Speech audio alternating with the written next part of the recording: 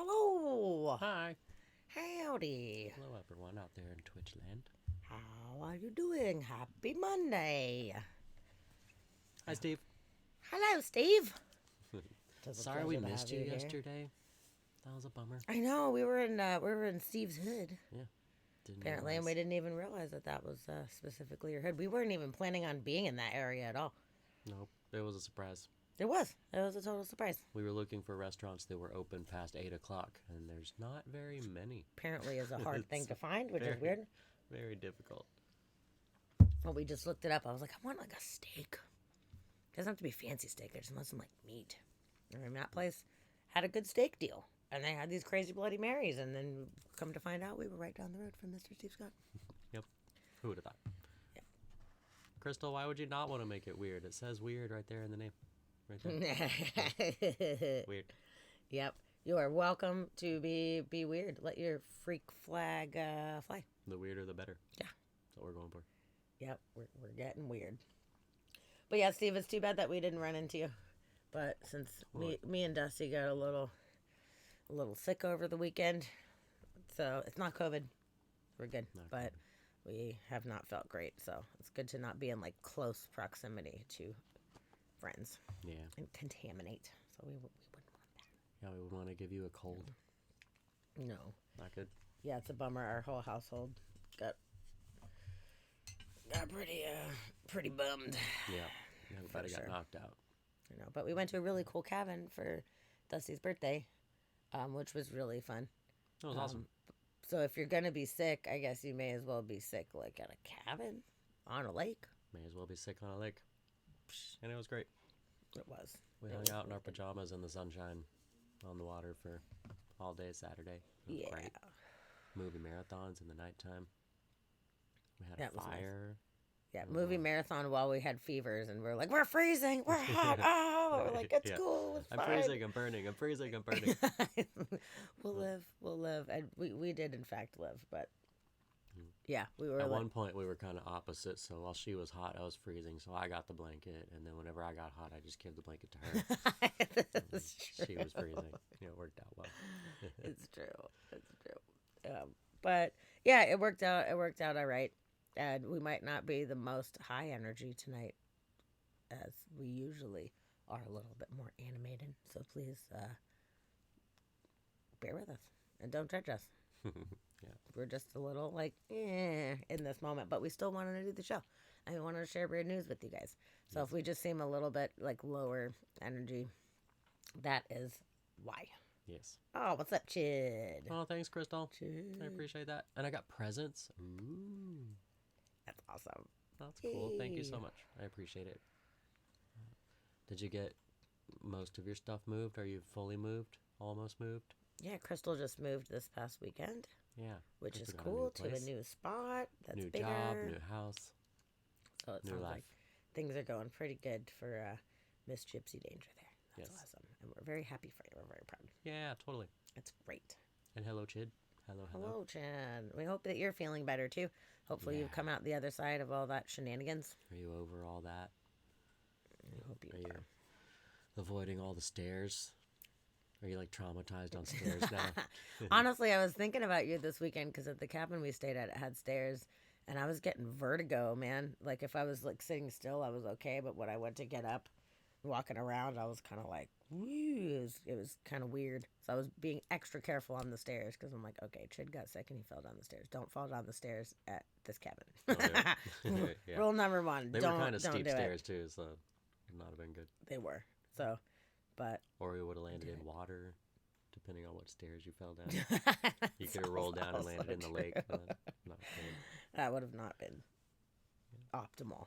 It was a pretty clear lake, though. As far as lakes go, it was pretty clear. It was. Yep. And we saw eagles Yeah. swooping. One of them swooped down and grabbed a fish. There were people fishing in boats. There were two little boats floating out there. And an eagle swooped down and grabbed a fish from right between them. And I missed it. It's probably one that they were about to catch. We were hanging out down there, and I was like, oh, I'll go make us some pancakes. That'll be fun. And I go inside to make pancakes, and then he's like, there's fucking eagles swooping and fishing. And I was like, damn it. Eagles are fishing. So I ran outside, and I missed it. It was a bummer. Yeah. And then they were gone. But they came back and they circled around a couple more times after that. It was pretty cool. Yeah. Oh, cool. Crystal, you got a new bed frame. New Oh, bed good. frame. You just got a new bed frame. When you moved in that place, you got the day bed frame. Do you not like it? Was it not top notch for you? I thought it was your favorite. Terrible one. Maybe it was rickety or something. I don't know. But and it's funny as we were playing the Eagles music, I was like, they need to come back and swoop. So I was like, maybe if we play the Eagles, they will come. So we were rocking out. We listened to Hell Freezes Over live album, and it did not summon them, but that's okay. Apparently they don't like the Eagles. No. They're like, God, it's so cliche, gosh. One in Metallica. That's some good fishing tunes there for sure. Yeah. Definitely. Oh, good. I'm glad it's your first day back at work and you are feeling better. That is really good. I'm glad Good. that you're Okay, good. feeling good. Glad to hear that. I forced Tavia to take today off work.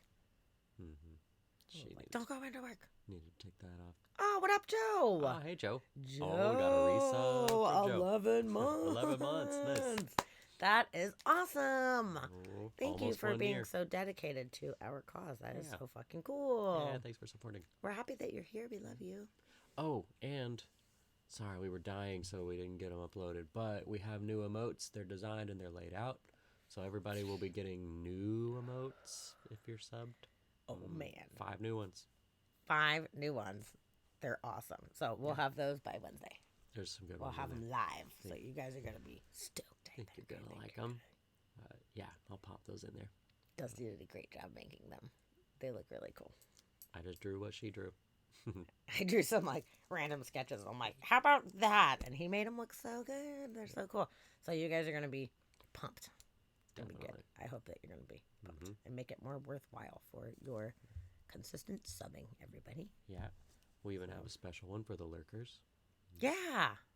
Which I've never seen a lurker emote. I'm sure they're out there, but I haven't seen one. I think And I've I seen feel like like- one lurk emote. Well, now there's But- at least 2. And now there's at So, least 2 on Twitch. That's good. It's super fun. It's gonna be good. Yeah. Are they stupid fish stealing eagles? They are not fish stealing eagle No. emotes. No, but we have a mod love one. We have our own special mod love one, Yes. and we got a lurker emote, and we've got some other surprises. Yeah. And others that we can't Crazy. remember. Yeah, but we're gonna just surprise you. We don't want to give it all away. Yeah. Right now. Definitely. But they're good. They're fun. Yes. So that's pretty cool. But we're glad to have all of you guys here right now. I'm Definitely. happy that you are here. We might end up doing a little bit of a shorter episode today, considering that we both kind of feel not super, super great today. But we are here right now, and you guys are here, and we're stoked about it. So we are going to tell you all some weird news. Definitely. It's gonna be good. There's still some weird things happening. There in are the weird world. things. We can't not Sick share or weird not. things. We can't. So let's see. What do we start with today? Oh, Steve said he won't be here next Monday. Where are you going to be? Oh, what are you doing? Going to Got a concert? Got a show. Going to see somebody I play bet some you are. musics. Bet you're gonna rock something out. That's awesome. Yeah, unacceptable. Yes, unacceptable. We will not stand for this. This aggression will not stand, man. Oh, the Paul McCartney. We were just Oh, talking yeah. about that actually. While we were at the cabin, we were talking about how Yeah. I really, really would love to go, but it's so fucking expensive. Yeah. Dang it! But I hope you have such a great time. Oh, you're going both nights? Oh man, put me in your pocket. I'm very small. Sneak me in with you. We Yeah. could say I'm your parasitic twin, and I could just like hop on your back. Just put a backpack on. She'll fit. I could, probably could. I'm pretty tiny. Parasitic twin. That's just my parasitic twin. It's She's my totally fine. parasitic twin. She's got a mind of her own, I We tell only you. need one seat. Oh. Well, I hope that you have such a great time. Yeah, basket case. Totally like basket case. Yes. Definitely. Yes. That's what I'm talking about. Actually, I just heard Or, basket case is having its 40th anniversary. Oh, really? Yes. Hmm. We're the same age. I'm the same age as Basket Case. Yeah. All right. Yep. That explains totally a lot. Weird, Okay. Okay. Yes, he is still alive. Crystal, we got 2 Beatles left. We got Ringo and Paul. Yep. Yep. Yep. Okay. He's still alive? He's alive. He's old, but he's still rocking, dude. He's still rocking. Okay. You got front row seats to Doll McDaughtry, huh? McDaughtry. Yeah, I don't they're- know who that is either, but that hopefully is going to be good. I hope it's good. I think it's probably the Paul McCartney. He might be pulling a fast one on you. He might be. Or he might be going to some Daughtry show that I have no nobody idea. wants to go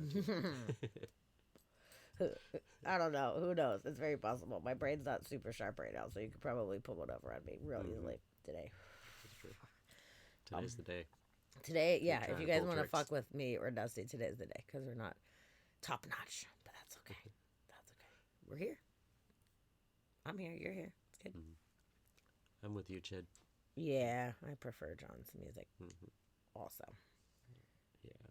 But he, unfortunately, is no longer with us. Yep. His That next sucks. concert's going to be super expensive. He died 3 days before I was born. And that sucks. But I'm pretty sure that I'm him reincarnated, so we're just going to go with that. Probably. That sounds good. Yep. Probably true. Yep. Okay, so let's see what we got for some weird news today. Okay. Yep, December 8th, 1980. That's the one. Ooh. That was December 11th. Okay, so an 80-year-old tortoise became a first-time mom. What? An 80-year-old tortoise laid 9 little baby tortoise eggs. Oh, How cool is that? well, that's cute. And it's an endangered species, so it's really special that she was able to make little baby tortoises. Okay. I think that And she that's waited long amazing. enough to decide if she wanted to be a parent or not. Yep. That's She's mature. Took it very seriously. Yes. This is good. But She had this 9 of them. 9. Most species don't live to be 80 years old, let alone give birth at that age. But for her species, it's quite normal.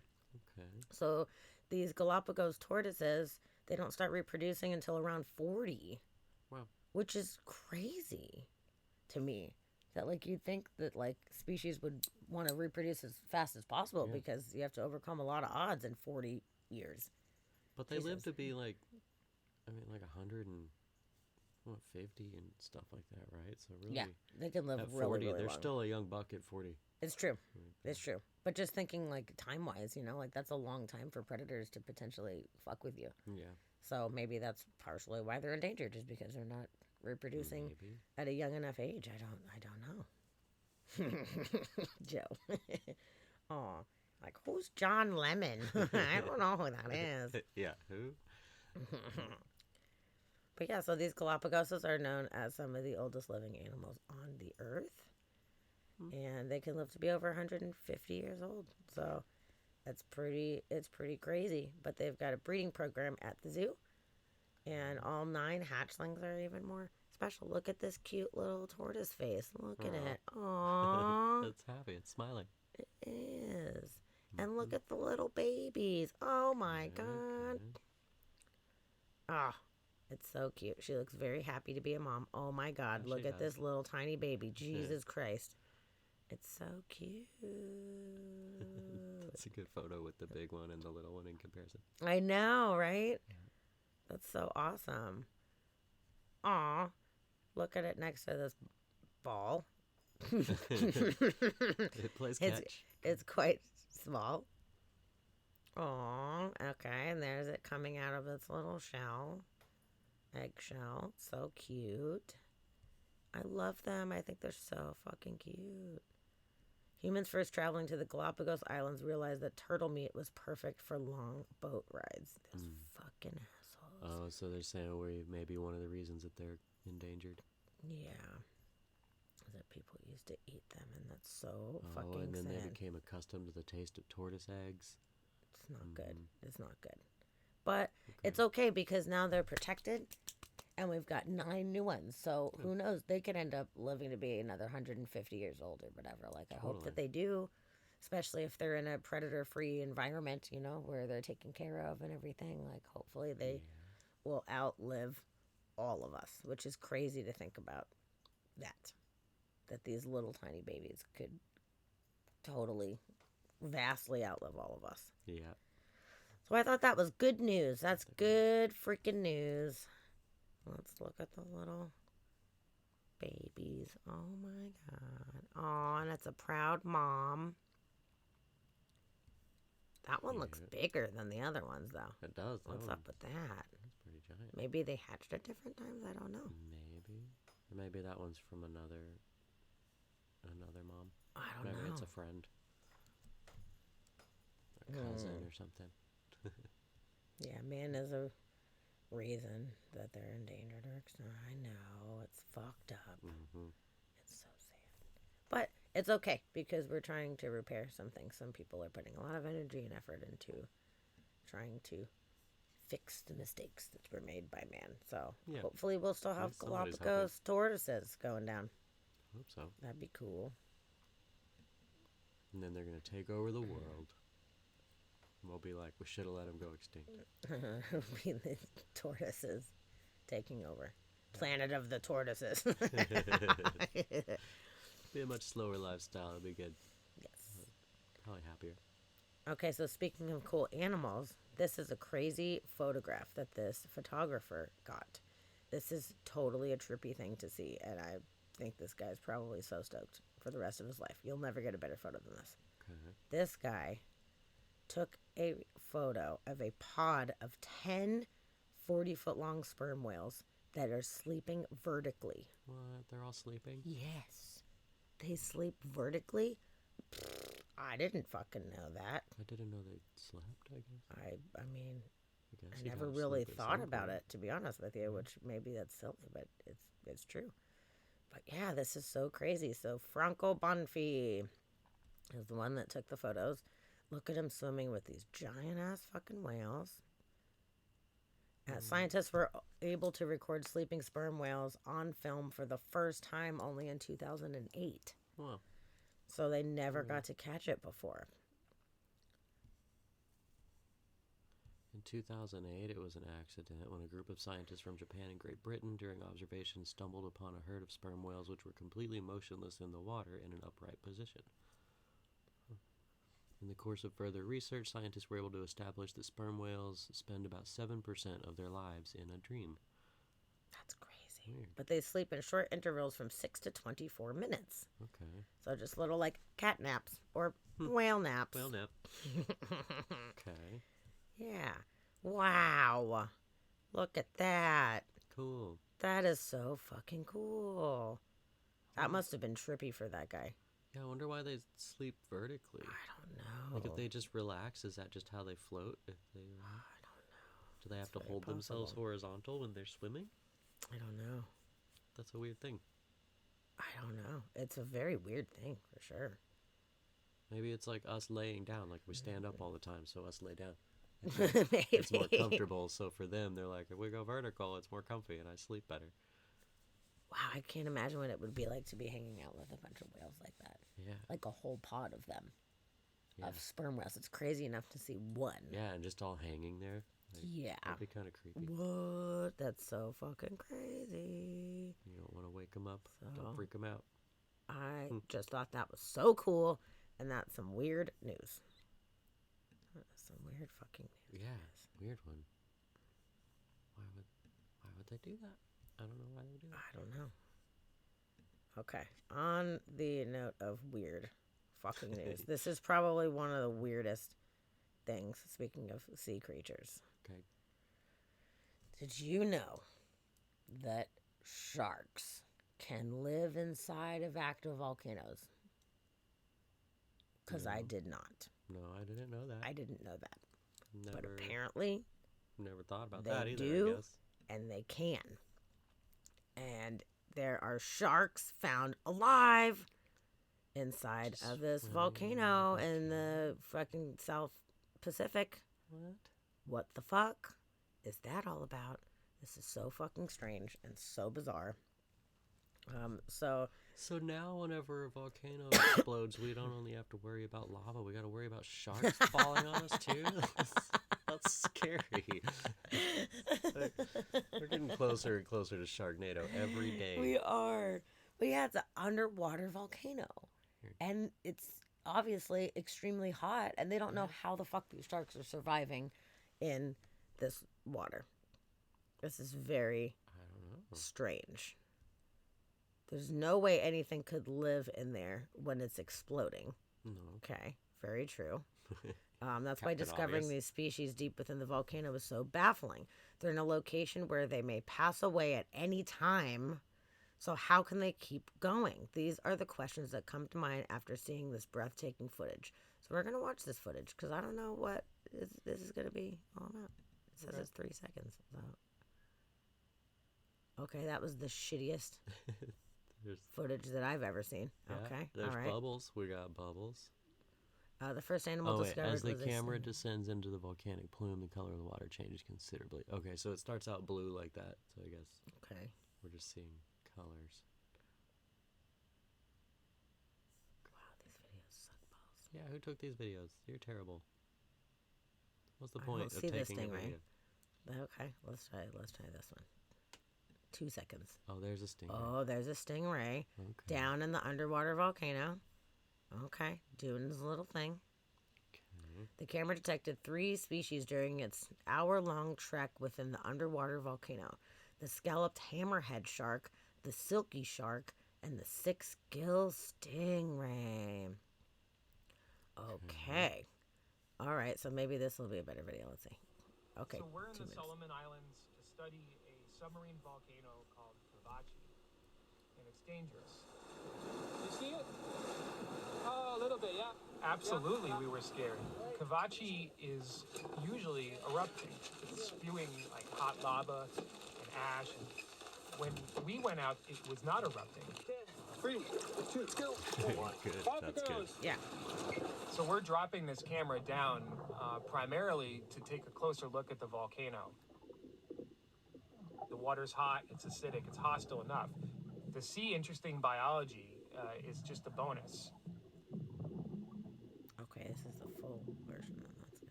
That's good. Right here. Beauty. Let me go get the data before I Yes, start I would getting agree too with you, Chad. excited, too carried Blocky away. lava would definitely be Here comes the sky. easier to outrun Hey, than the beauty. liquidy stuff. Oh yeah. I wonder if that's his little cave home thingy there, you know? Man, it has the most. That's so cool. Like a what was that? Hey, Something big. Hey. shadow of something. There's something off. The idea of I there love being it. large animals like sharks hanging out and living inside the caldera of this volcano conflicts with what we know about Kavachi, which is that it erupts. But when it's erupting, there's no way anything could live in there.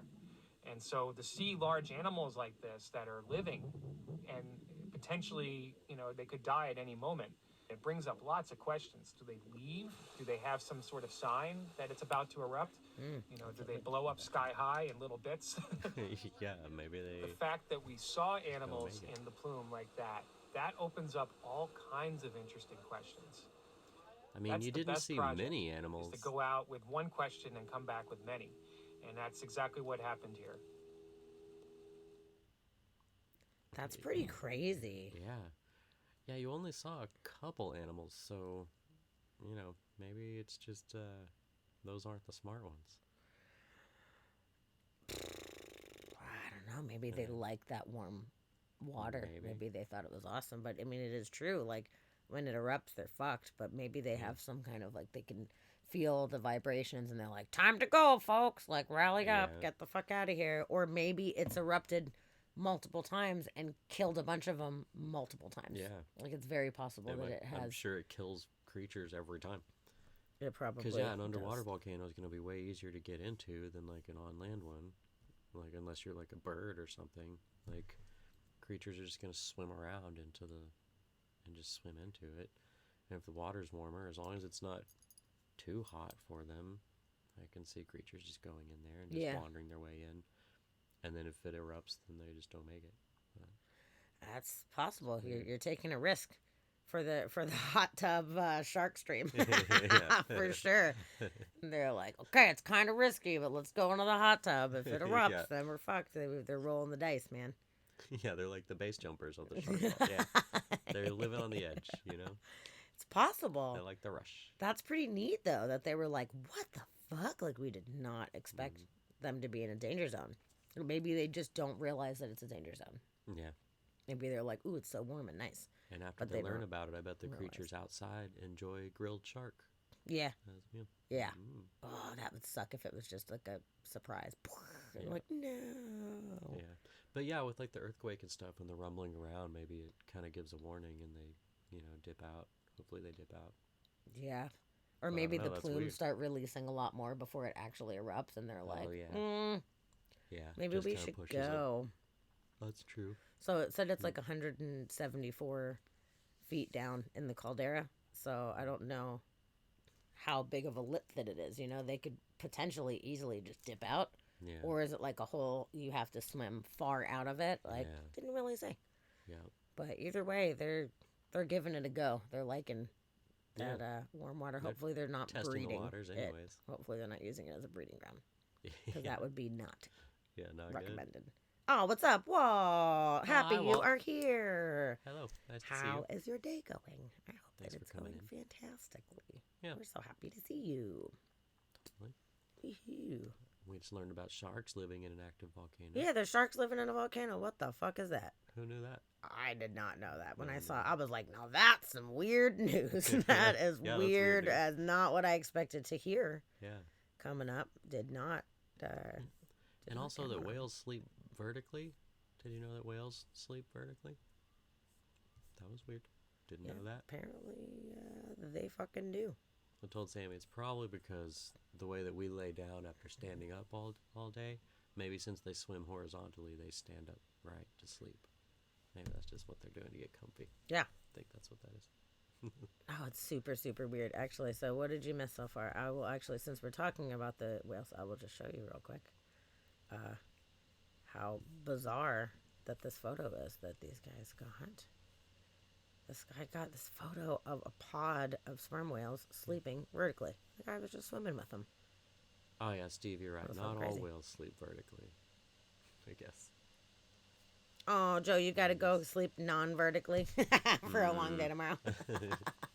Oh, well, I Yeah. hope that your day is good tomorrow, whatever it is. Definitely. And I'm so glad that you popped in to hang out with us. And thank you so much for the resub. Yeah. We really, appreciate really, that. really appreciate it. And Thank you for your as of support. Wednesday, you will get your new emotes. Yeah. Cool. So, yeah, well, you missed that. We have 5 new emotes that we will be uploading by Wednesday. So, that is going to Yes. be great. So, we're all going to get new emotes. It's going to be so Mhm. fun. Yes. Well, good night, Mr. Joe. We love Yeah. you. Good night, Joe. We'll see you later. Okay, speaking of volcanoes, we have a good segue here. Okay, volcano segue. Yes. It's best There part. has been the biggest eruption in the 21st century Hmm. that just happened a few days ago at Tonga. Oh. Yep. So, we're only 22 years in, so it's not like, it's the biggest in a millennium. But here we go. We've got a big fucking giant explosion, Tonga, which is in the South Pacific. Let me actually click on the main article here. So it's one of the biggest The wrong ever. vertical chid. Yeah, one of the biggest ever recorded. So it ejected material around 10 cubic kilometers, which is more than 2 cubic miles. Like, that's hard for our brains to conceptualize, but like 2 cubic miles, that's a lot of material. And it generated an atmospheric shock wave that circled the world several times, producing an ash plume half the size of France. Wow. The eruption was equivalent to the strength of the cataclysmic 1991 erection of Mount Pinatubo in the Philippines. Wow. So this is pretty crazy that this just happened Yeah. this week. It said the VEI peaks at 8 eruptions that occur every 50,000 years or so. So we haven't seen any of those for tens of thousands of years. So, but they're saying this one was a 6. So it's like still pretty hefty. But I guess an 8 is super duper rare. So, let's see. Damn. So the eruption in January 2022 destroyed 90% of the uninhabited island of Huangatanga. Damn. Which itself only emerged in 2015 after a smaller eruption. That's a bummer, dude. It's like, I've arrived. I'm an island. Yay. And then it's like, no, you're not. Sorry. So the whole island was just gone? It just blew itself Sounds away? like 90% of it, which is a bummer. Yeah, it destroyed 90% of the uninhabited island. Wow. That's Okay. crazy. So I'm an island. Boom. Oh. I know. Yeah, no, you're not. You're not. Womp womp. So yeah. So that's pretty crazy that happened. It's one of the biggest ones ever. Yeah. So now we know. So Oh, that's crazy. it's official that it was one of the biggest. Wonder if it was recorded anywhere, if you could hear it. Can we hear it? You know what? Let's see.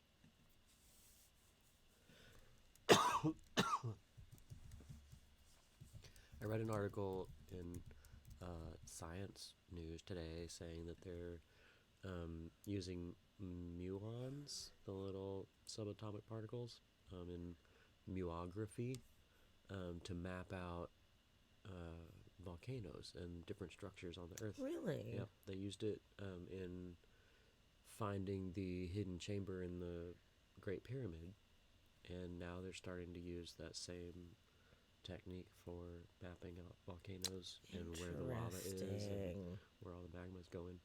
No shit. Wow. That's awesome. Okay. So, yeah, it's just kind of recapping what happened in January, but I guess, because we had covered it in January, but the fact that it officially made the records now, I guess, is pretty special. Let me see. Where's the video here? It's supposed to be a video. So Oh, that's here it we go. right there. Here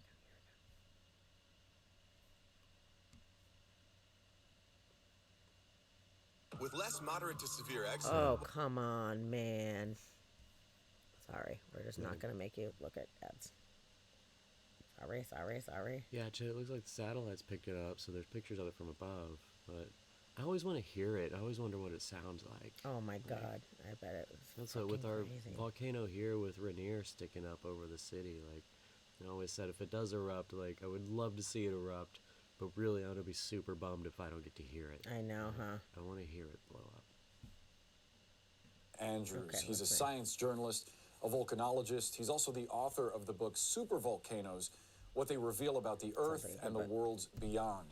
Robin, we appreciate you sharing your expertise with us this morning. Those satellite images are really stunning. Explain to our viewers what's happening in these images and how these volcanic eruptions can lead to multiple tsunami warnings and advisories.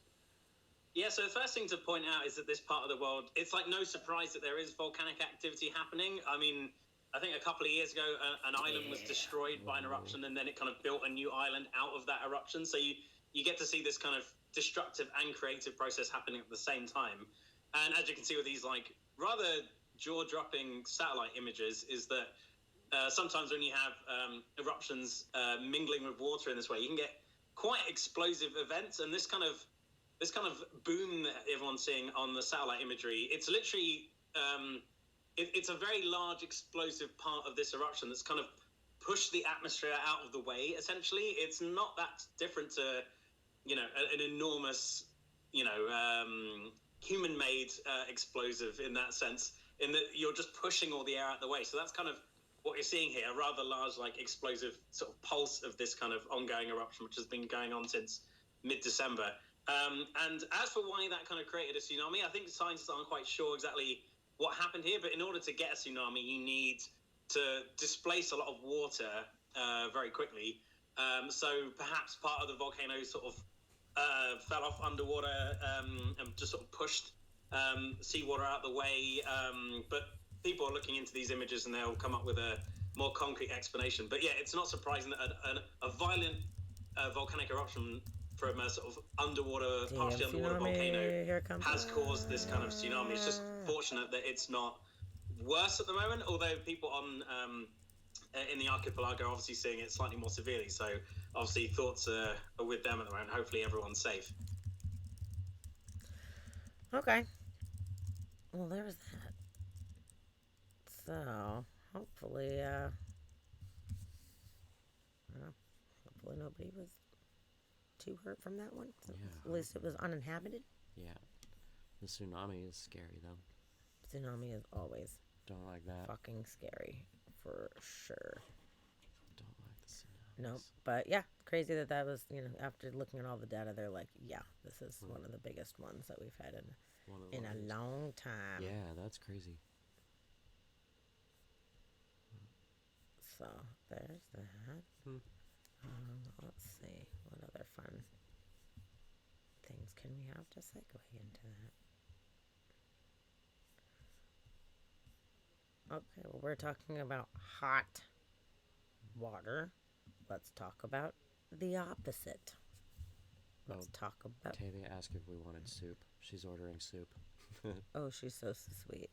I just heard the phone ringing and saw I had a message from her. I was like, what is that? I guess she's ordering soup. I don't know. We got things here. And she's already Okay. on the phone, so That's fine. that's Tell too her late. thank you. We missed it. That was very sweet, though. Okay.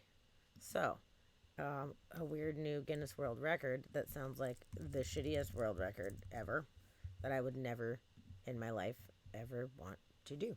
Okay. This chick swam for nearly 300 feet under ice. Yo. Yeah, I don't want to do any of that. No. A bunch of that. There's a bunch of that. That's terrifying. Nope, nope, nope, nope, nope. A big bunch of nope for so many reasons. So many reasons that's a nope. Like, it's like a fear of mine if I got trapped under the fucking ice. Oh my God. Yeah. No fucking way. But she went 295 feet and 3 inches under the fucking ice. Dude. So she broke her crazy. own record. Originally, it was 229 feet. And she went to 295 feet without fins or diving suit. Wow. Yeah. That's crazy. She also holds the Guinness World Record for the longest underwater walk in one breath that she did in Egypt with 359 feet on one breath. That is absolutely fucking crazy. So she prepared in Berlin, got her body used to the cold in Berlin, and then practicing in the Norway lake where she broke the record. She did it in fucking Norway, dude. Wow. Oh my God. Actually, I think Wim Hof has done this. I don't know if he broke a record, but he has done it. And they cut holes at certain intervals along the ice, so there are air holes that they make for them to be able to come up. And then they follow that line so they know where the holes are above them, so they can come up out of it if they need to. You're not stuck under there. Good night, Walt. Thanks for coming in good to night, hang Walt. out with us. We're so happy to have you. We Yeah, it was good appreciate you seeing so you much. again. Come back and see us soon. Totally. Wow. But yeah, that's crazy, and that's too cold. Without a wetsuit or anything, you're just gonna dive off into this water and swim around. Like that's unnecessary. Yeah. No, that's None that's of that needs to stressful happen. for me, to be honest with you. I don't need to do that. But I'm very proud that somebody was able to pull that off, because that is a huge feat that takes a lot of training for so many different reasons. Being able to hold your breath that long, being able to swim in cold water like that, and being able to get away from the fear of the ice trapping you. Yeah. I don't like any of Trapped that. in the ice. Not But good. I'm fairly impressed though. Yeah. Commonplace in Canada, right? Highly doubt Yeah, it. we all do it. Okay. What do you guys Shit's do gonna all be the time, breaking right? the next record. Yes. Jeez. Ugh. Okay. Let's see. Well, since we're talking about animals and baby animals hatching, let's talk about this. How fucking exciting that this is. I'm excited. I don't know if you guys are going to be excited, but the Ohio Zoo announces hatching of baby Humboldt penguin. Look. Hooray. Oh, Oh, look at it go. it's so fucking cute. It's not a face only a mother could love. No, cute, I would I love it. I'm guess. not a mother. Okay, there's his little face, and then there's oh, look at its fucking cuteness right now. I love it. Oh, they made baby penguins in captivity. I fucking love it. So he was hatched on March 20th, and they decided to hand raise the penguin due to the birds being kept indoors to protect them from an avian flu outbreak. So the penguin will be introduced slowly to the rest of the colony as it grows. It's being fed a fish-based formula and being transitioned to eat small fish as its muscles develop. So that is so exciting. Our little buddy friend. That's so cute. I love it. It must be so exciting to work with animals like that. And to Yeah, be but able it's pretty fun to work to with. like have little babies pop up, and it's so exciting. Yeah. No, but it's pretty I think fun to do it's that. I think it's Especially with the amazing. penguins. Even though the penguins stink. I bet that's I fun. don't care. I would snuggle them so hard, stink or not stink. I would. I don't even care. I would deal with a fishy smell to be friends with penguins. Oh my god. I want to go to that penguin village area in South Africa. Oh, yeah. Remember that one? Did you guys ever see there was a show called Penguin Town? Oh, yeah. Oh my That god. was a good show, You actually. It guys. was really good television. I think it's Netflix, I believe. And Patton Oswalt narrates it. And it is a documentary show. There's one season. And the season covers this area in South Africa where these penguins come out of the water and into the town to lay their eggs. And they just kind of wander through the streets, and everybody knows that during this breeding time that there's just fucking penguins all over the place.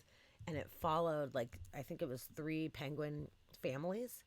So it was a documentary show about penguins, and they gave them all names and talked about the like penguin drama that was happening and like how they had to like fight for their territories and stuff. It was fantastic. It was a really It was good really good. show. They really did a good job at capturing all the like the drama that goes on, and they made it fun, and it was funny, and like it was a really good show. But it was just a documentary about these penguins.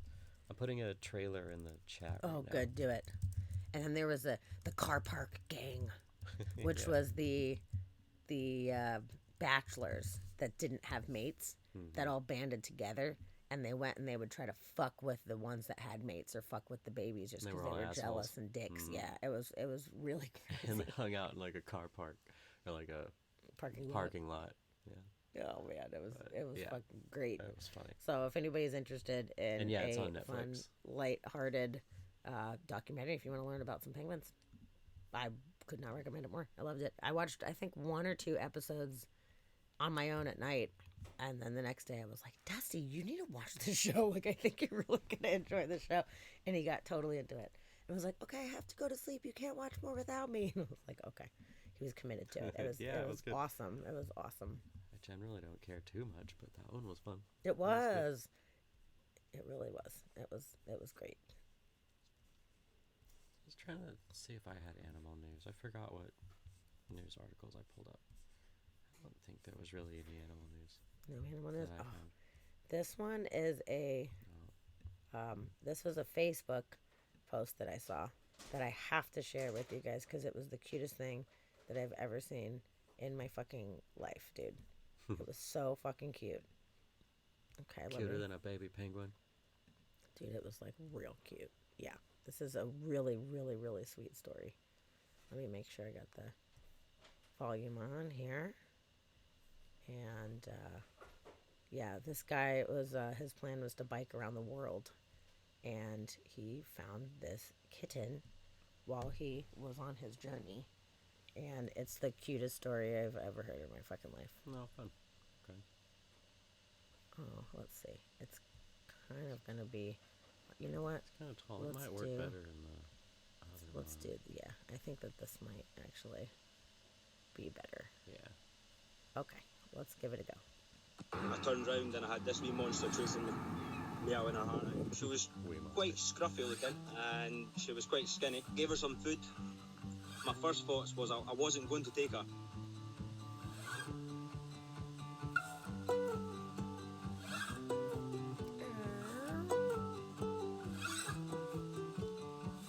So then I thought, well, I've got to take her now, and I decided to take her on this journey.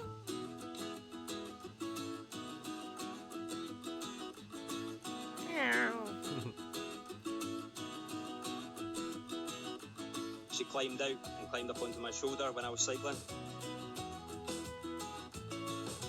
The first night and set up a tent, she just wouldn't leave my side the whole time. Oh, that's cute. His best friend is the whole world. And she just rides up on his shoulder like Yeah, that. I know. Everything I do, I've got to do it with her. Oh, come on with the ad. How did... Damn it. I'm so sorry there's an ad right now. I wish there was It's not still an ad. worth a free new Samsung Galaxy S22.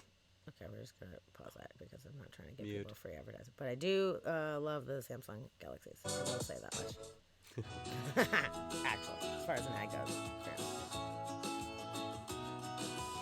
She loves being in the tent. She dives about on the floor and there's like wee cuts across all the... She wants inside the sleeping bag. And she wants like a wee nook of your armpit. She loves it. When we're cycling, she sits in the front and she spends half the time just sunbathing and playing with her tail. She doesn't even help me cycle. I need a new cat. She's not even Okay. pedaling. It's nice to watch as well when you're cycling along. It distracts you quite a bit. I'm surprised I've not crashed yet. She's such a good One buddy. day we were cycling and we got caught in a really bad storm and Nala got wet. A few days later she just developed a wee chest infection. I was already thinking like I really don't want to lose her. Fell in love with her character. She's just a brilliant cat. And from that moment I thought if it's going to rain, that's when I need to start taking my time with her and keeping her nice and dry.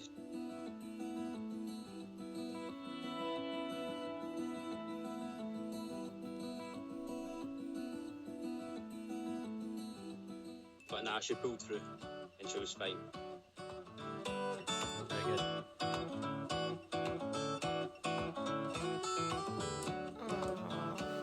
Before I was really wanting to just get across the world, but now I'm not really bothered how long it takes, just a nice gentle pace and just watch her enjoy it. But it's basically her trip. Yeah, now you're biking around with a cat. That's fun. Yeah. Changes everything.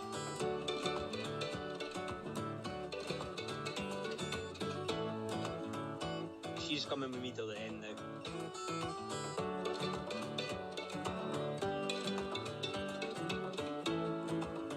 "100% my best friend. The best travel partner you can ever get. I love her. She's just brilliant to be with.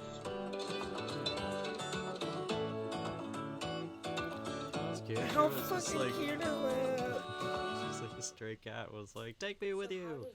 Are you on a journey? I want to go. I know. Little journey And he cat. just like found her on the rocks and she just kept following him and he's like, I guess you're coming with me. And she ended up being like the best travel buddy in the whole Yeah. world. And she just trusted him so much to like hang out in a little bag and just like Yeah. roll around. Like, that's pretty cute. Yeah. And go camping with them. Oh, Oh, Cody, Cody and and Corey. Corey. Hello. Hey, hi guys. I'm glad you guys popped in for that because it's so fucking cute. I'm glad you guys are here. Yeah, that's cool. But yeah, We I- got a little travel buddy. I That's super love fun. that story so much. That Yeah. was so cute. And then how he like changed his priorities. Yeah. And he's like, I'm gonna make sure that I'm prioritizing her, and I'll still get around the world, but I'll do it in a little bit of a different time frame. Yeah, he'll get to enjoy it a little more. So instead of like racing around the world, now he's just rolling around, Yeah, but now he's got a traveling with a little best kitty cat. bud. Yeah. I love that she just like hangs out on his shoulder while he's biking around. Yeah. Like she thinks it's so cool. Like he got really lucky that a cat was down with that because a lot of cats would be like, Yeah. "What the fuck? Like there's no way we're doing this." Yeah. So I could see it like following him around until it, he put her on the bike, and then she's like, "Oh no, never mind. This is not what I Yeah. signed up for." But no, she's like, we're doing stuff. That sounds so great. Yeah. So I loved it. That was just the most heartwarming, sweetest story ever, and I wanted to share with you guys. I love it. Well, that's I fun. want a little travel cat. Did it say where was he when he amazing. found the cat? I don't recall. It showed pictures of him in Greece with it. Which, if you found her in Greece, I wouldn't be surprised. There's cats everywhere. Yeah, I don't know. I don't think it specifically said. But I don't know what she was doing out there, just kind of wandering around. Yeah. But whatever. He saved the day. I love it. Save the day. Yay! That's so exciting. I love it. So Good. fucking cute. Yeah, that's fun. Okay. So you've got a weird world record right now. I have never heard of elephant's toothpaste. Have you? No. It is a chemical reaction. And apparently it's the biggest one ever to date. Oh, I do know what this is. Okay. Yeah. So it's a combination of hydrogen peroxide, detergent dish soap, and potassium iodide. Oh, I love Uncle Scar. Hello. Uncle Scar, welcome. We are happy you are here. Yeah. Thank you for joining us. You came just in time for the most massive elephant's toothpaste. Who knew? So yeah, we're gonna check this out and see. Apparently, it went 50 feet. So let's give it a go. Let's check Looks this like out. I would have gone further if they didn't have a fence around it. You're probably right about that. 3, 2, 1. So put these on for safety. Oh, cool. So in this flask, we have hydrogen peroxide, which is a chemical, mixed with dish soap. And then we have another chemical called potassium iodide. Potassium in the speaker. So when we mix them, cool things will happen. Okay, cool. You ready? Elephants brush their teeth. 3, 2, 1, blast off. Wait for it.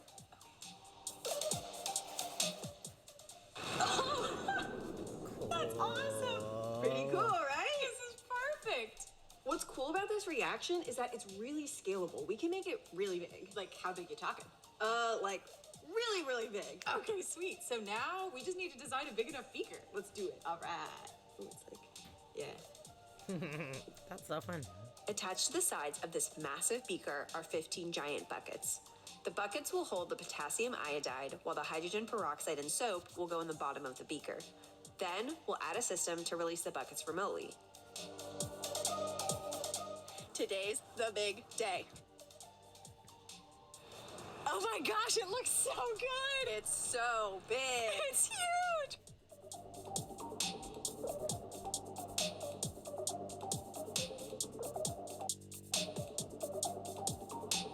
What a strange record. We're up on the set. platform. Looks like we're about to do the countdown. Check it I out. saw him do it in a swimming pool one time. 3, 2, 1.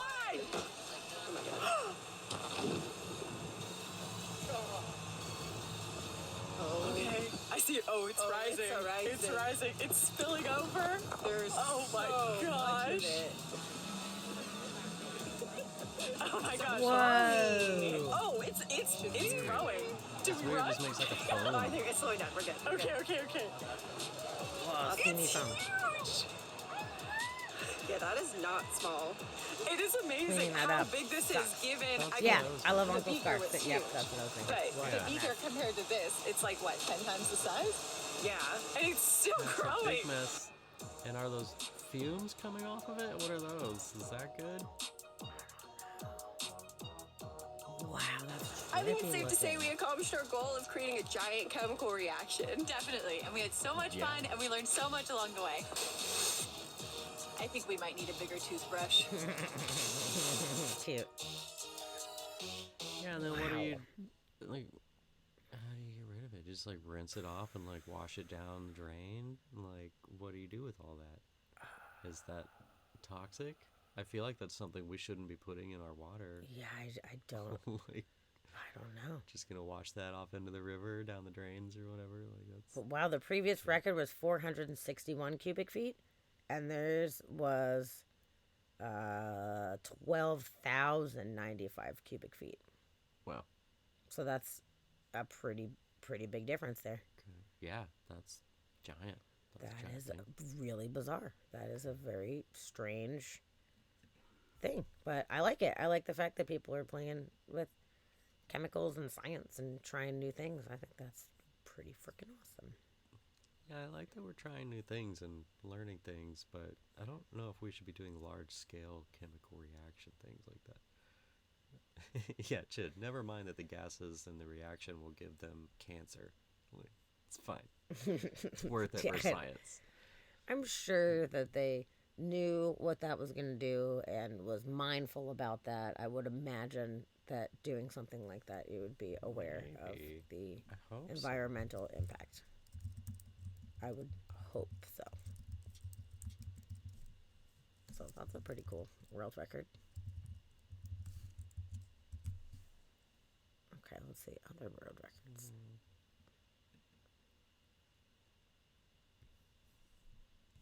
Dusty's looking up. I'm looking up if it's dangerous or whatever. I'm wondering what it is. Since it's not safe for kids, but should be performed only by an adult.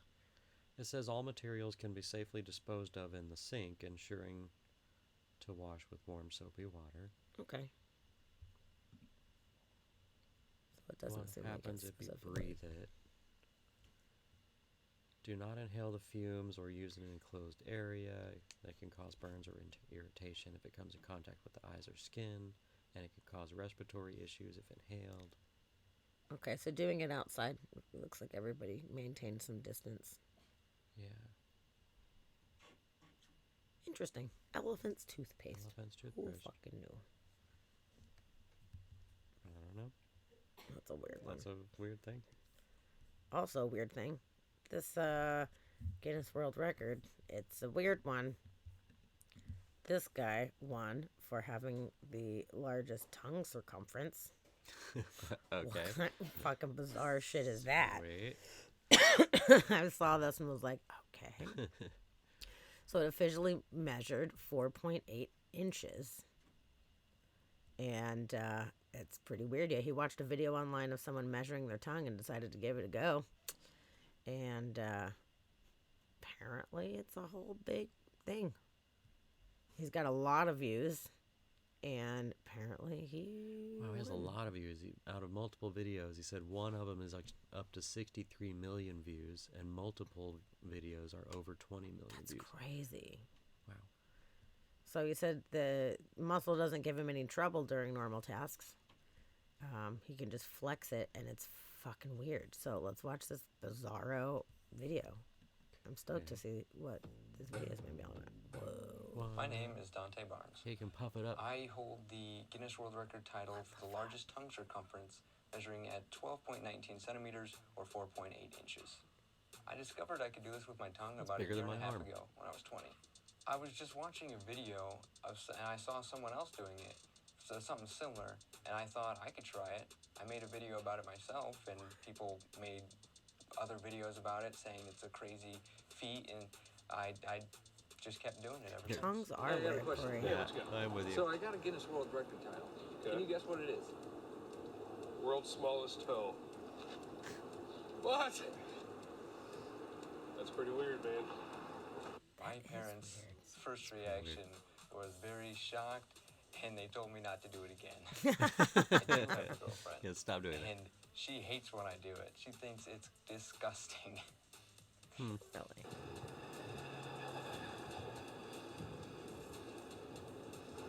The guy's just like, okay. Yeah, it's not like. I mean, it's not like a super impressive thing. It's like one of those where everybody's just like, okay. What the fuck? I've posted a few videos, and each one has gotten millions upon millions of views. One is all the way up to 63 million, multiple under over 20 million. You can find these videos over on my page on TikTok at Inferno Arts. It just feels like my tongue. It just feels like I'm able to flex it like any other muscle, like moving your fingers or lifting up a weight. I mean, it only hurts after a certain amount of time, just like any other muscle would. Just lifting weights, you'd get tired after a little bit. Doing that for a while, I get tired, and I'm not going to be able to do it or as well. Scar, you hate it. I have not had an actual medical person tell me what it is that I can do or what it's called, but I have had people make videos about my tongue, and they say it's called macroglossia, which I don't really think it is. I definitely see my tongue as a gift. was I don't see any oddly kind of problems creepy. with it. I just kind of have fun with it, have fun with people, entertain people, and I can just shrink it back down to a normal tongue whenever I want to do normal things. So it's definitely not Okay, a good. curse. He should start working it out and see if he can get it bigger. So fucking Guinness weird. World Record title. Start lifting weights. It feels so weird. I never thought I would ever have a Guinness World Record title at all, and let alone for it being about my tongue. So I just think Oh, that's a weird one. really Yeah, weird. fair enough. So that's a thing that Okay. I had no yeah. idea was a thing. But what? I'm confused. That's a weird one. Like to flex your tongue like that? I don't know. I haven't even tried. I have a weird tongue thing that I can do, but it's not that. Let's see if I can like puff it up. Nope. I don't know how to puff it I up. I can't- don't know how to do that. I can't puff my I tongue. don't think I have. He like stuck it out and then pulled it back, and it was like, and it flexed upwards. No. I don't know. That's Can anybody puff up your tongue? Yeah, I know can you're you all out there guys? trying. Okay, Don't act yes, like you're everybody not trying. try right now, and I want to know what you guys can do. Yeah. What can you do? You want to see my weird tongue trick? I didn't even know this was weird until I showed people back in the day, and like I've never met anyone else that can do it, which is weird. So I will show Oh, you. you're flipping our lights around. Oh. What are you doing over there? Sorry, I was just trying to plug this electric blanket in. It got dark in here all of a sudden. Sorry, I'm sorry. I just wanted the electric blanket. Why will it not? Okay. All right. Okay, my weird tongue trick. So I can flip it over both ways without closing my mouth, which apparently is very hard for people to do. I don't know why. But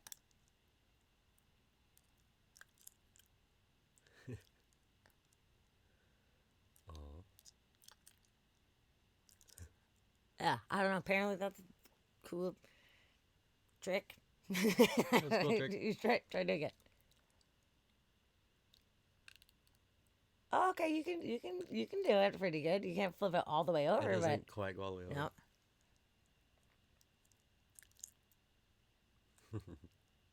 Yeah, it's a weird one. I can do a wave though. I can do this. That's awesome. And then the little flower thing. Sorry, it's weird because of my tongue ring. Yeah, the little loops on the tip. I saw somebody on, I think it was American Funniest Videos actually. Somebody could do 5 loops on the tip of their tongue, like the little flower Oh, thing. yeah. They could do 5 Oh, of them. wow. It was weird looking. I was like, wow, that's some tongue control. Corey, you say Cody and I got you. What do you mean? Can you do the same thing? Can you flip it all the way over like that? Yeah, we're so talented. We got so many talents. You don't even know. You don't even know what we can do. I know, it's just stupid human tricks. You can? Oh, But, all the way like, over? All the way? Yeah, mine doesn't go all the way over. That's awesome if you can. Failing. Because it's just like, you know, weird, stupid human tricks have come up before, and I haven't found other people that can do that. A lot of people have a hard time flipping it without pulling their tongue in first. They can't, like, leave it out and then do, like, a full rotation. They kind of, like, pull back and then have to, like, switch it. That's amazing. Well, That's good. amazing. We're going to have to do You show guys are and tell next talented. time. I know. Look how talented you guys are. That's so cool. Yeah, thanks for trying to show us, though. I'm doing it, but I remembered you can't see me. I appreciate you trying to show us. Yay! I'm so proud of you. That's so awesome. Good job. Do you guys have any weird superhuman tricks out there besides the tongue thing? Apparently, that you guys can do. Do you have any strange things? That's a weird. Because that would be good. It's a weird thing. Yeah, stupid human tricks. Who's got good stupid human tricks? I'm super Yeah. double jointed. Wiggle your ears. And You that's can a wiggle your whole thing. ears. Oh yeah, of course. Yes. Of course. Of course I can wiggle my ears. It's so weird to me that people can't wiggle their ears. I find it very. Well, yeah, to people that can do it. Of course. So weird. It's so weird. Mm-hmm. Can you? Apparently, that's not something that most people can do. What is the percentage of people that can wiggle their ears versus not wiggle their ears? No, Chid can wiggle his ears and flare his nostrils. Okay. Oh, you can't. You I can't can flare Corey. my nostrils. Yeah. I actually use it like a lot to readjust my glasses. Like rather than me have to actually physically touch my glasses, I just kind of do that, and it moves them into place. Super handy. That's so handy. Yeah, I feel like it is. Okay. And also, I read something, I don't know, last year or so, that I didn't realize was a thing that not everybody can do, is to make the rumbling sound inside of your ear. Oh, yeah. Apparently, that is not something that everybody has, is that little tiny muscle that you can rumble inside your ear, and I could absolutely do that. But apparently, that's not common or whatever. Yeah. Oh, Cody, you can do the nail thing, really? Like straight back? Whoa. When did you do that? Did you have to pierce it? Because you have to break through like whatever little skin membrane or whatever to do that, right? I don't either. That sounds scary. I don't want to. I don't want to miss the membrane and like break through someone else. Oh, that's interesting. You fell on it? Fell on a nail? Or you fell on your face on and your it broke the face. thing. Like that's. I hope you did not fall on a Don't nail fall in on a your nail. nose hole. Wow. That's crazy. You used to practice. Yeah, And I that's freaked a- it out. Oh my that's god. a That's weird one. so weird. That's super weird. That's really neat though. I love it. That's a fun one. That's pretty cool. That's one of those freak show talents. Yeah. I was actually in a freak show in Colorado for a little while, and there was one of the guys did the blockhead thing where he would do the nails and the nose and bed of nails and like weird shit like that. But that was one that always got me, where I was like, I know, it makes my just eyes can't water. imagine just like Yeah. ding, ding, ding, ding into the nose hole. Yeah. Totally weird. But cool. Stupid human tricks. I love it. I think they're so fun. Yeah. It's always fun to talk to people and see what kind of weird shit that they can do. Okay, speaking about weird people doing weird shit, let's talk about David Rush. David Rush, the guy who does all of the Guinness World Record things. This is a super weird one. And a lot of the stuff is weird, but some of the stuff is really easy. But this one, this is fucking crazy. So I don't think he actually got the record for it because there's a tie. There's a two-way tie. Oh. I'm sure he's going to beat it because you he's know gonna how beat he it. rolls. Yeah. But this is David Rush juggling 5 balls while upside down. Wow. Upside down. And he said apparently it was a lot harder than he expected it to be. Yeah. So, talk about weird circusy shit. Upside down juggling. We gotta watch this video. What is this gonna be? Hey there, folks. It's David Rush back with this week's Guinness World Record title attempt. It's one that I thought was going to be so easy because 4 balls suspended upside down, piece of cake. I'll be able to do 5. I'm a juggler. I can juggle 7 for a long time. Well, it took me so long, somebody else got 5, so I have now tied the existing Guinness World Records title for the most balls juggled while suspended upside down. I tried this one so many times that excitement at the end when I finally got it was real. The definition of juggling, of course, is having twice as many catches as you have objects. So if you've got 4 balls, you need 8 catches. With 5 balls, you need 10, and that pink ball makes it easy to follow. Hey, if you like these videos, hit like, hit subscribe, and we'll catch you next time. Whoa. 3, 2, 1, go. Come on. Whoa. Go. Go. That's a weird one for sure. And he caught them all too. Yeah, good job. That's good.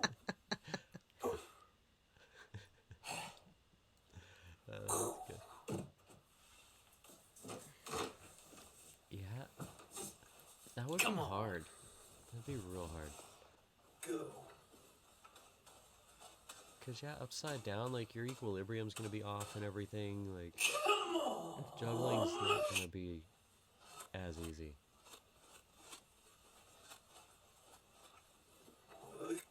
Hey, if you like these videos, hit like Wow, and subscribe. that's funny And I'll having catch you that next be time. all fucking slow mo and Yeah. shit.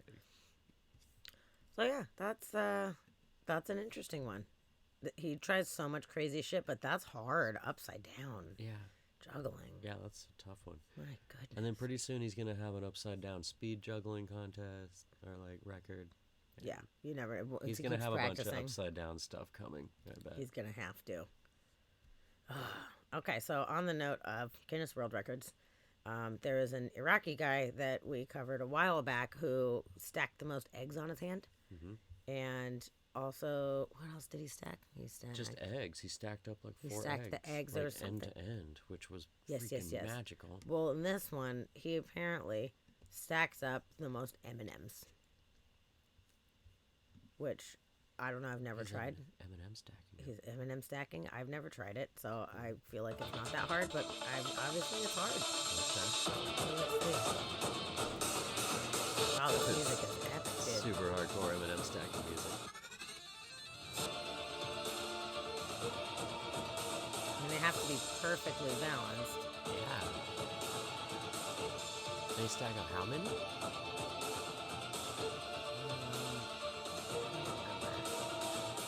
7. He assembled 7 in total.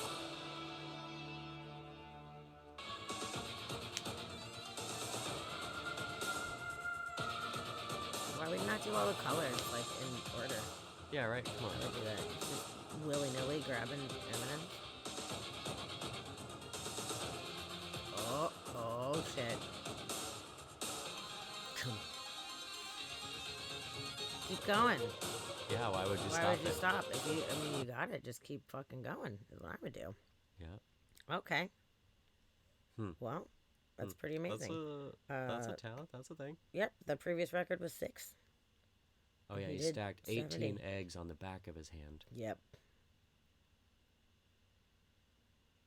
Oh, there was an Australian guy that stacked 6 M&Ms, so he beat it. He doing beat it by 7. 1, but he should have tried another one. I mean, Oh. once you got the 7, you're good. Why would you just not Yeah. go as far as possible?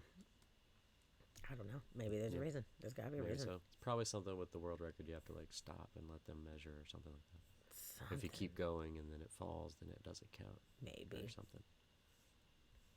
Maybe so. Yeah, found out they were generic. I know, I saw some blue ones in there. I don't know if that's right or not. I love the blue ones.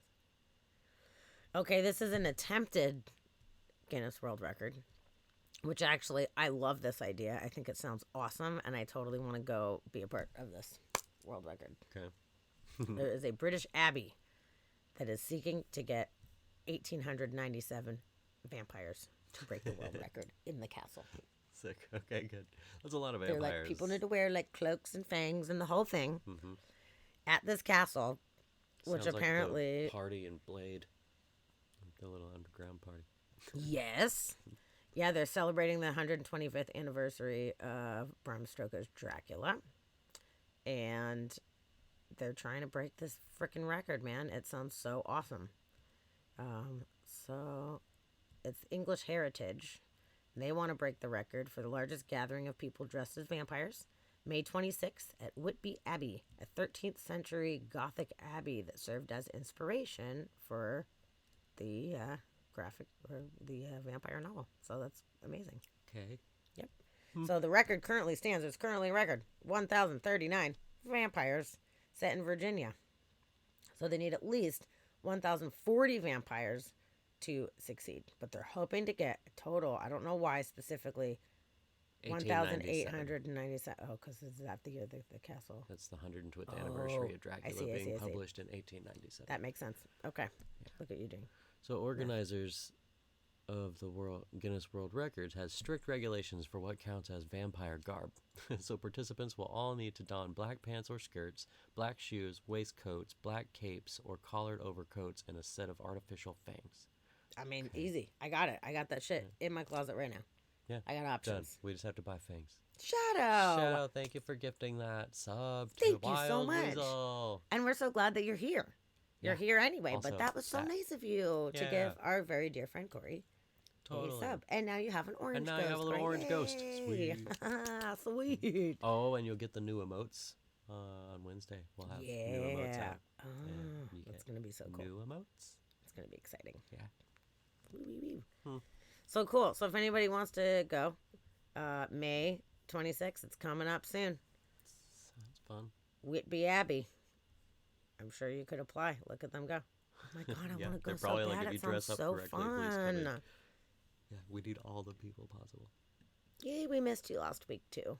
Yeah, we did our Monday show, but Wednesday, none of us were feeling super great, so we had to take the evening off. But we still do not feel well at this moment, but we're Not feeling better 100%. than we were. Yeah. So good enough to be able to sit here and hang out with you Yeah. guys. So that's good. 96%. Yeah, which is better than 95%. It's true. This is true. So yeah. So let's see.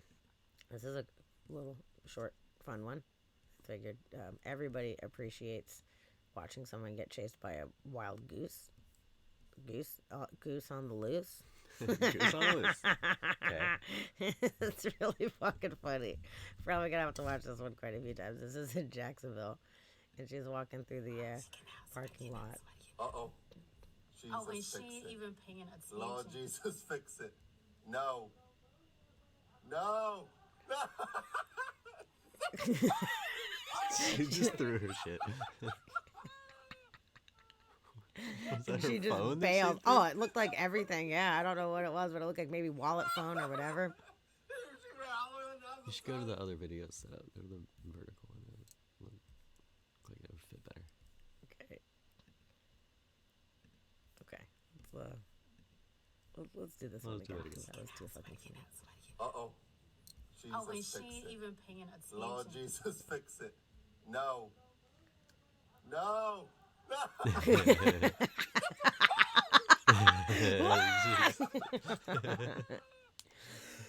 I love that this couple's just sitting here watching this goose just chase people as they come out of their car. That's so fucking funny. How many videos do they have of this goose attacking people? Oh my God. I don't know, but I fucking love it. I thought it was so funny. Untitled Goose Game. I have never heard of Untitled Goose Game, Corey, but I've heard of Duck Duck Goose. I have heard of Duck Duck. There's an untitled goose game? I don't know what that is, but I bet it's fun. Mm-hmm. Really, it's amazing. Do you guys have it? If you have it, you should bring it over next time you come and hang out. And I will play a goose game with you. I'll do it. Don't test me. I'll win too. Here we go. Oh, Steve, we do need to go get another one of those Bloody Marys. That would definitely help. That was a good Bloody Mary. Oh, yes. Did you guys see the Bloody Mary that we fucking had? Oh my God. Some of you probably saw. I'm just going to have to show you guys a photo because the shit was crazy. So, yesterday, we went to this place. Look at this. There was an entire grilled cheese with a face on it. There is mozzarella sticks, fried macaroni and cheese things. Fried There is- jalapeno poppers. Yeah, jalapeno poppers, whole fried jalapeno, pepperoncinis, cherry tomatoes. Summer sausage. Yep, there's a big hunk of summer sausage on there. Sidecar of ranch, which was fantastic. Look at all this shit. Lemon, lime, cheese, pearl onions. It was fucking great, dude. It was Actually, awesome. Corey and Cody, it's probably... It's not the farthest from you. It's not too far from you guys. It's near Bremerton. Yeah, it's in Bremerton. Here, I'll pull up the thing. Yeah, it's called the Garage. Yeah, the Garage. And they have like a bunch of different kinds. They have like 10 or so different Bloody Mary options. and one of them has a steak on it. You can get a whole like a steak that's cut up on top of it. They have ones that have a bag of Skittles that they throw on top for you to have for dessert or whatever. It's like next level. And you can also get a pitcher version if you want a giant, ridiculous shareable version. So it was great. It was great. We got the 5 alarm, which had all the jalapeno stuff, had and it all the was spicy habanero things. mix.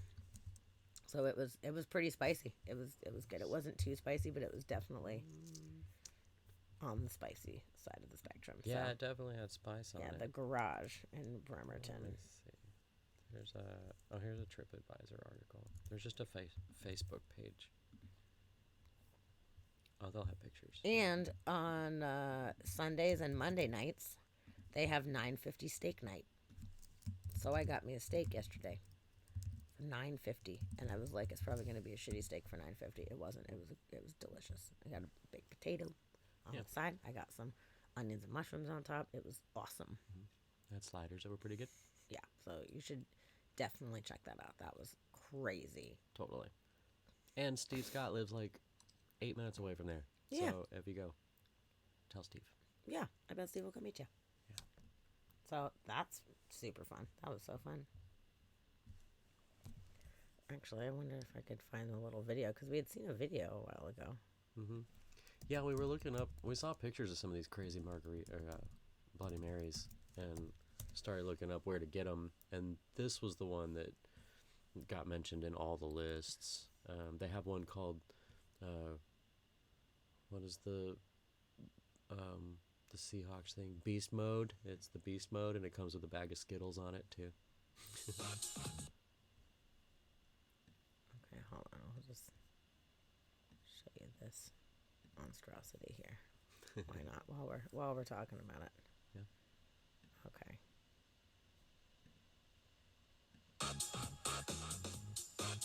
Yeah.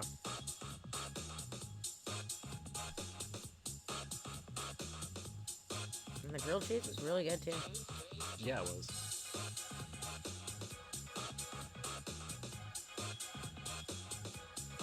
A slider with a face on it. Yeah.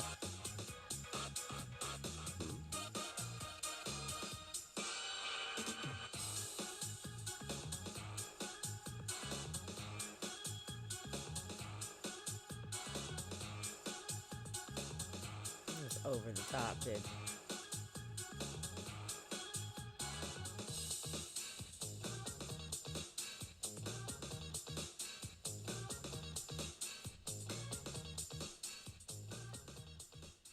Yeah, that's crazy. Yeah, Steve says he doesn't even drink, and he goes there. I don't even drink, Yeah, but I Sammy drank a doesn't little drink. bit of the fucking Bloody Mary, though. It was good. It was spicy. It was good. Mm-hmm. But yeah, I'm not gonna go like order drinks, but weirdly enough, I enjoy Bloody Marys, but just a little bit. But that was totally worth it for all the shit on top. It was fucking great, dude. Yeah. When does it stop being a Bloody Mary and start being a burrito? When you wrap it in a tortilla. Yes. Duh. Yes. Super easy. Yeah, there was so much. It was totally like a whole appetizer platter. Yeah. Essentially, we ordered that. That came out before our food, and we had Yeah, half that a was- grilled cheese and that was all these little poppers and things. It was fucking great. Yeah, that was the appetizer. But they have a lot of really good stuff on the menu there. It's awesome. They have like some great burgers and lots of good stuff. But I guess Sunday and Monday nights, fucking steak, $9.50 steak. Seriously. Dude, I'm just saying. Can't go wrong there. And it you- comes with the salad and fries. I upgraded to a potato and upgraded. And then all things the like- add-ons, you could add on like the what was it, like the Cajun shrimp. Oh and yeah, I then, got like, Cajun prawns on there prawns, too. Yeah. And there was garlic prawns. It was and they fucking had great. all kinds of stuff you could add on and throw onto that steak. It was awesome. It was a long list of add-ons. I highly recommend it. Mm-hmm. Highly. Their burger list looked really good, but we went for that margarita, and I was like, if I get a burger, I don't think I'm even gonna eat the whole thing. So I went sliders, which was a good idea because I didn't finish the sliders either. Yeah, it was great though. I will go back. But I brought one home, and we'll go hang out with about Steve for sure. Yeah, we've got some stuff We got to some eat leftovers. for dinner. I may eat some steak. Yeah. Yeah, and I guess they have live music all the time too. The crowd was like, it was all right. It wouldn't be a place that I would just hang out at all the time. That's for sure. But it was fine. But honestly, for the It's food fine. and everything, it's totally worth it. I will go Yeah. again. We'll definitely be back. Yep. Okay, next weird news here. This is a really strange thing. So there's this cat in California who became famous on social media for having unusually large eyes and feet. So this cat kind of has a following. I'm going to show you a little picture of this fucking cat here. It's pretty cute. Look at its crazy eyes. It's got a little tongue sticking out. So cute. Wow. And that's just phase one of the story. So somebody had said on the internet, they're like, oh, Jinx for president. Cat's name is Jinx. Jinx for president. And then they were like, wait, there's this town in Michigan called Hell, and you can be mayor for a day for $100.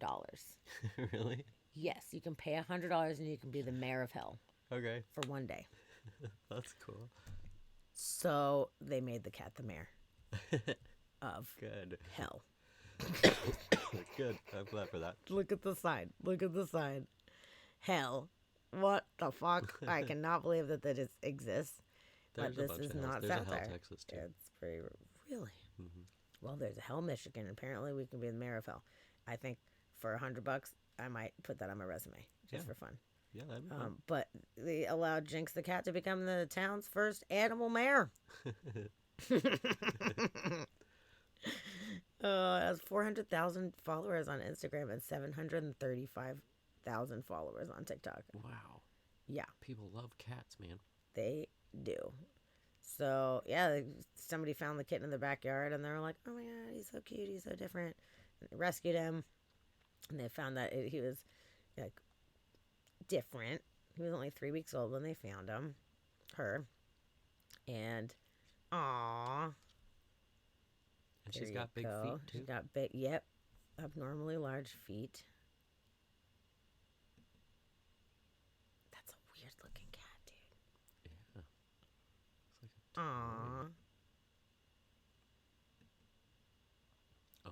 Oh, that's not yeah, what I wanted to yeah, happen. Okay, we're just gonna X out of that. But that's pretty crazy. So they swore Jinx in on April 24th as the mayor, ending with a call from Reverend Vaughn, the town's minister of hell, informing her of her impeachment. Oh, she got impeached. Yes. That's funny, you get impeached. It is so fucking awesome. She had one hell of a fun day. Yes.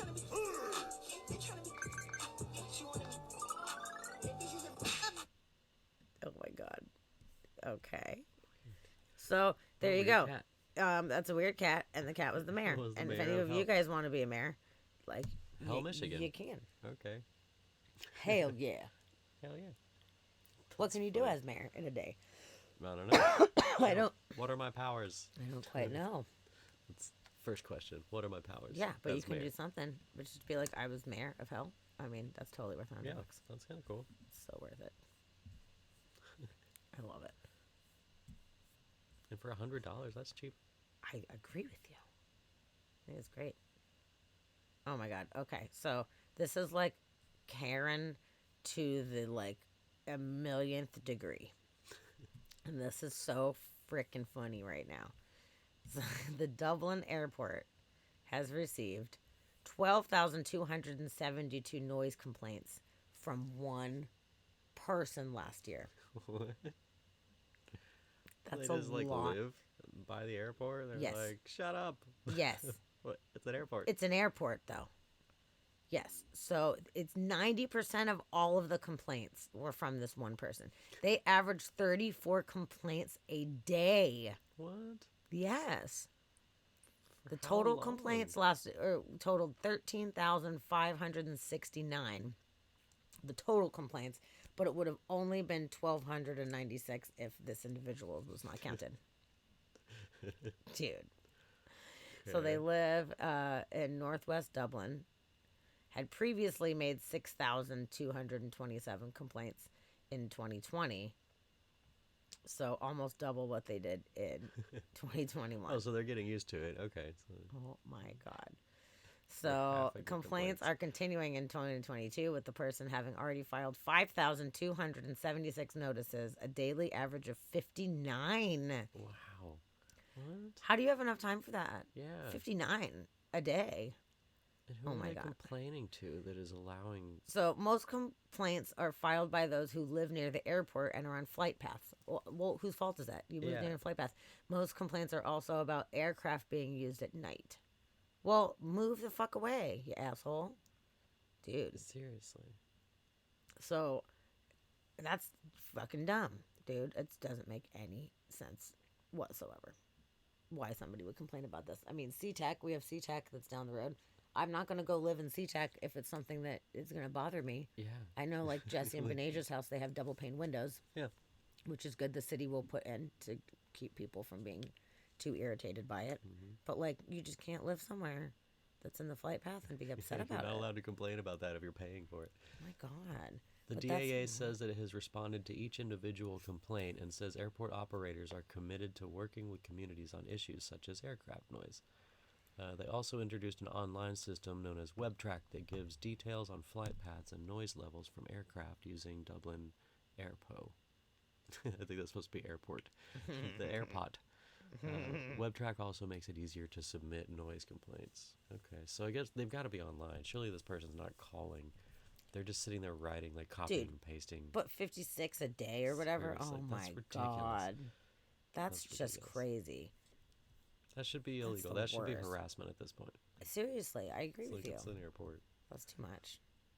I feel like living in Bankers Hill in San Diego and just like complaining every time a plane That flew shit's over. crazy because the It was planes crazy. fly right over people's houses. Like, it's Yeah. crazy. Yeah. Like, you could punch a plane Yeah. sometimes. They're that low. There's a lot of pilots. Like, it's known that that's one of the worst airports to land in because it's got a short runway and then all of the city is like in the way. There's like the city and it's all built up, and then like you have to come in real steep and hit a runway that's real short. So they have to like fly straight down and then like land and then stop real fast.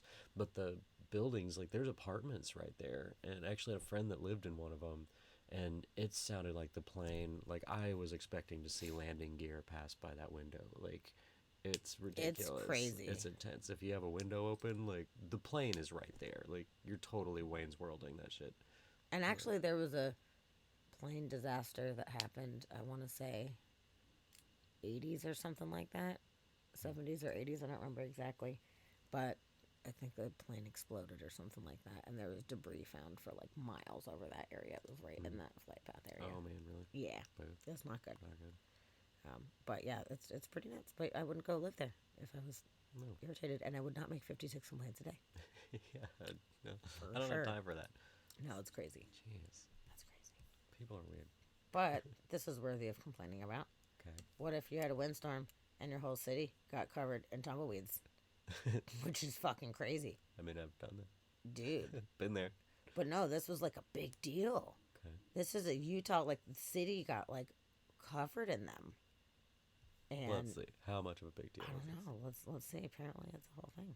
There is an unusual problem in the city of Eagle Mountain right now. The issue tumbled into town with yesterday's windstorm. As Fox 13 News reporter Spencer Joseph shows us, residents now finding some interesting ways to deal with all of this.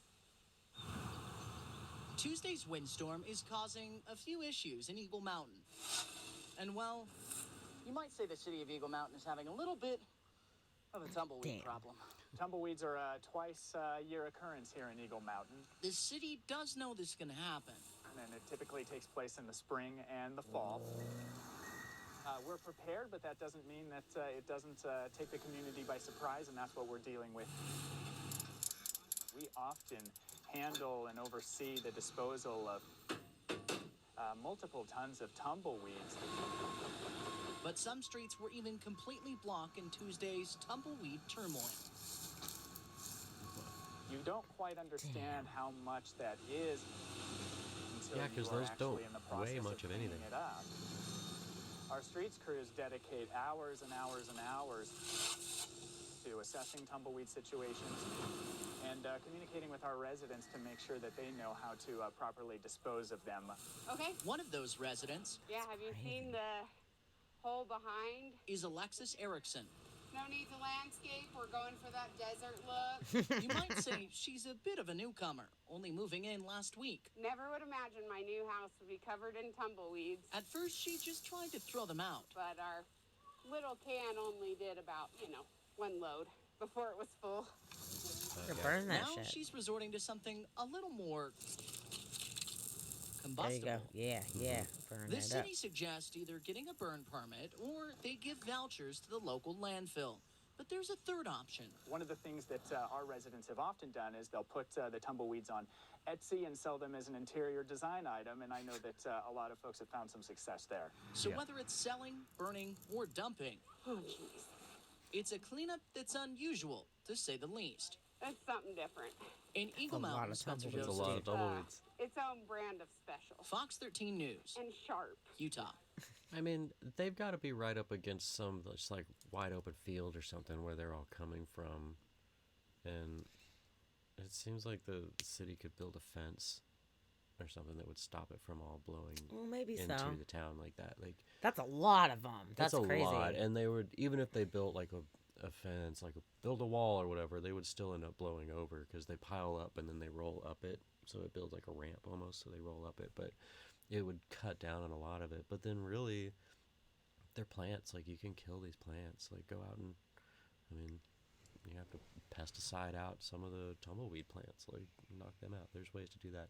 We dealt with a lot of tumbleweeds. I've made forts out of tumbleweeds. One of them had 2 levels, and we had a trap door. You couldn't get on the top level, but it had 2 levels. That's so And crazy. we had a tumbleweed break our windshield one time while driving, like, because the stock on it was so thick. Like, they're a nuisance for sure. But I thought it was so cool seeing tumbleweed for the first time. So fun. I was like, oh my god, it's real. It's so cool. But I could see how it could be annoying if you lived around it. yeah, But yeah. if it's doing that for sure. We definitely did not have tumbleweeds in Florida. You did not have any of those. Yeah, no. That's Definitely. cool though. It's kind of cool to see them. Yeah, they should rolling have around. tumbleweed races. That's what they should be doing. I know. Actually, it was kind of funny because me and Dusty we were on the way to Texas and we were in Oklahoma, like this old graveyard, and there was some tumbleweeds, and I was like, dude, let's have a tumbleweed race because the wind's blowing. Let's grab a tumbleweed and do a tumbleweed race. And I was like, I bet you guys did tumbleweed races all the time. And he's like, actually, we never did. And I was like, what? There's nothing else to do in Texas. And you have all these tumbleweeds. Like, I thought that tumbleweed racing would be like a top-notch pastime that they would make, like, Yeah. you know, you'd play with your friends and then there would be like competitions and this whole thing. Mm-hmm. Apparently, they had never even done that. You were missing a really great opportunity for fun times. It's true. We didn't see them as fun time things. We needed an outsider to show us how fun they could be. But you got to do something with them, right? If they're around. Yeah, burn them. Burn 'em. Stomp them down. Take them off your fence. I don't know. I thought it was fun. We had a tumbleweed race, and that I was won, good. and it was great. Yep. Across Loved the it. cemetery. That was fun. Across the cemetery, great. It was fucking great. Loved it. Loved it. My grandfather makes pens out of the tumbleweed stalks. I've got a couple pens that are made out of tumbleweed. That is Cool. so cool. I like that. Oh man, this story here. There is the world's longest glass bridge is nearly complete. Oh, cool. 2,073 foot bridge. Wow. Dude. Oh man, it's opening to the public on the 30th. Okay. Cool. That sounds super freaky. It's obviously up very high. Yeah. That's the only place to put a glass bridge. Yep. And the record is held by a 1,410 foot bridge, which is in China. China's Okay. not going to be stoked that Vietnam is beating them in Nope. their bridge They're battle. going to be bummed. Yep. So it's 500 feet over the ground and has a deck made from super tempered glass. Okay. And only 500 tourists will be allowed on the bridge at a time for safety reasons. So let's check this right out. Oh, that's a happy song.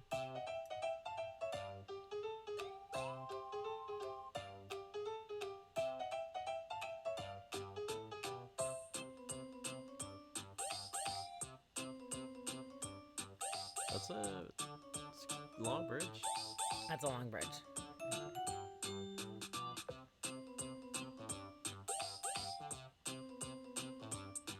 It's the best bridge song I've ever heard in my life. It's Love a it. pretty good bridge song. I've heard some bridge songs. Gotta pay the troll toll to get in this boy's hole.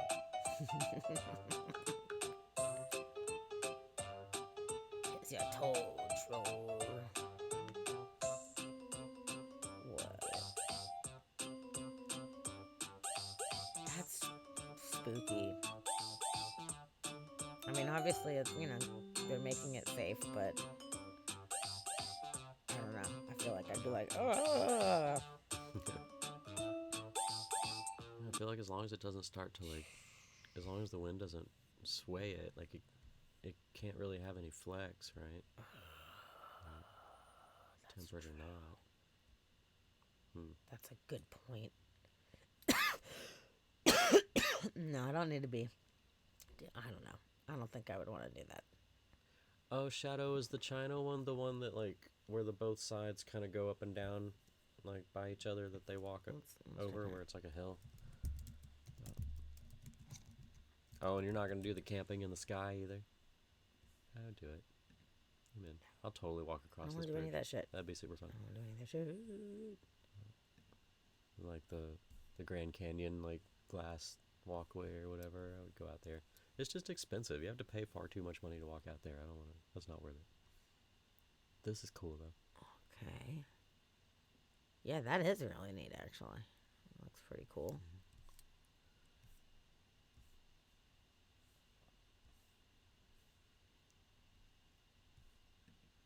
What is this guy doing with a fucking sledgehammer right now? Oh no. Is he like testing it? Why are we doing that? Why are we smashing it with a hammer? No. But he's serious. Look at him go. Click on that. It's on the Times. What is he doing? Why are we hammering a glass bridge? Don't throw sledgehammers on a glass bridge.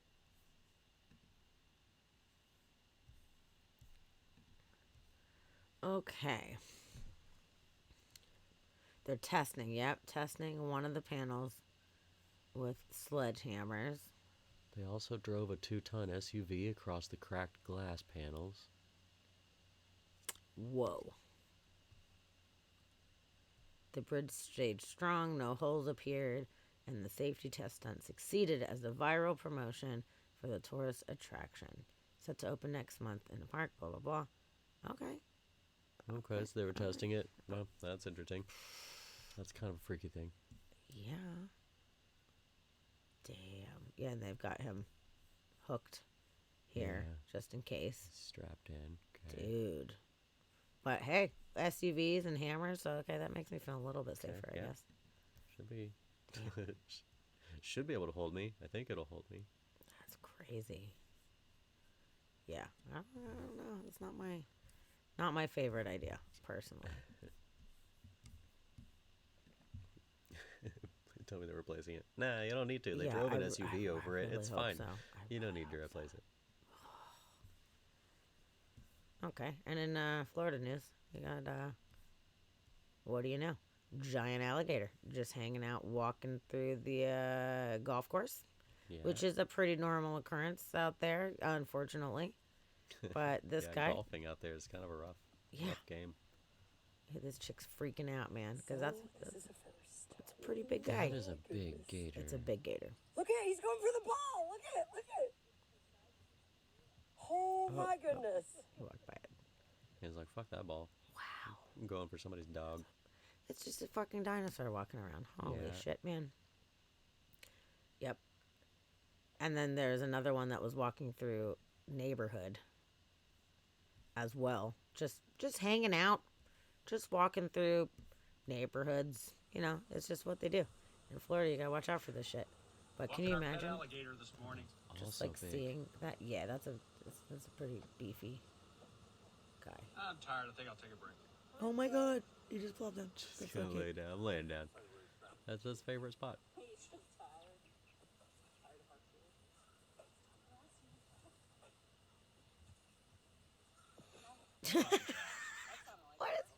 down. It's so wow, look at him. Probably go. because he's tired. His legs probably get so tired of lugging around that weight, man.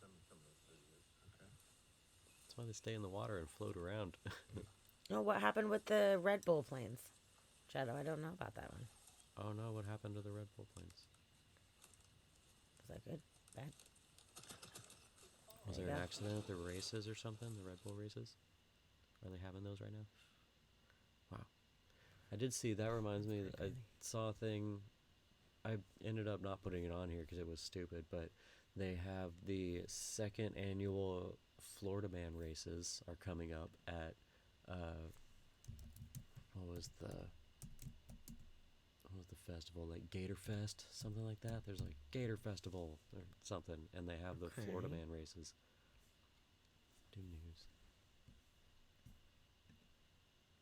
Okay, we're checking this out. Video shows pilot switching planes mid-air. One crash lands. Oh, Oh Lord. no. Lord. Okay. No, I didn't hear about this. This just happened today. And one it crash sounds like, lands. huh? Is that a video? I don't think it's a Doesn't video. look like a video. Nope. Oh, that is. Oh, this one is. Okay, hold on. Let's check it out. Okay. Shadow, we got you. We're going to check this out. Yeah. No, I didn't hear about it. A mid-air stunt that ended with the plane crashing in the Arizona desert. Oh, man. Come on with the advertisement. Sorry. The organizers apparently defied a government order. Oh. Oh, shit. Mm-hmm. So apparently it did not go Weren't well. supposed to be doing this out there, huh? Oh, no. You may not crash a plane.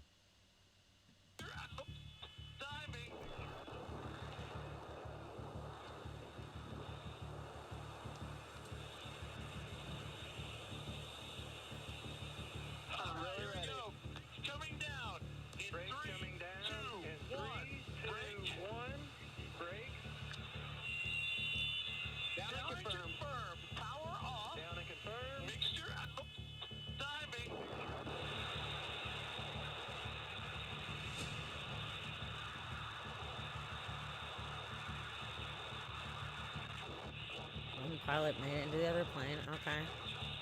Whoa, dude. Whoa, that's crazy.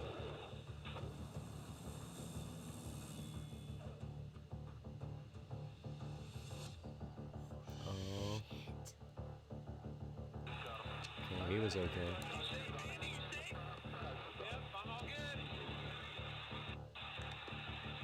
Whose plane was that? And who is Proved that it was possible. I mean, we're pushing boundaries out here. Everything should have been good to go. For some reason, it wasn't that way, but at the end of the day, we're both here, we're both good to go, everybody's safe and sound, and I guess that's the important part.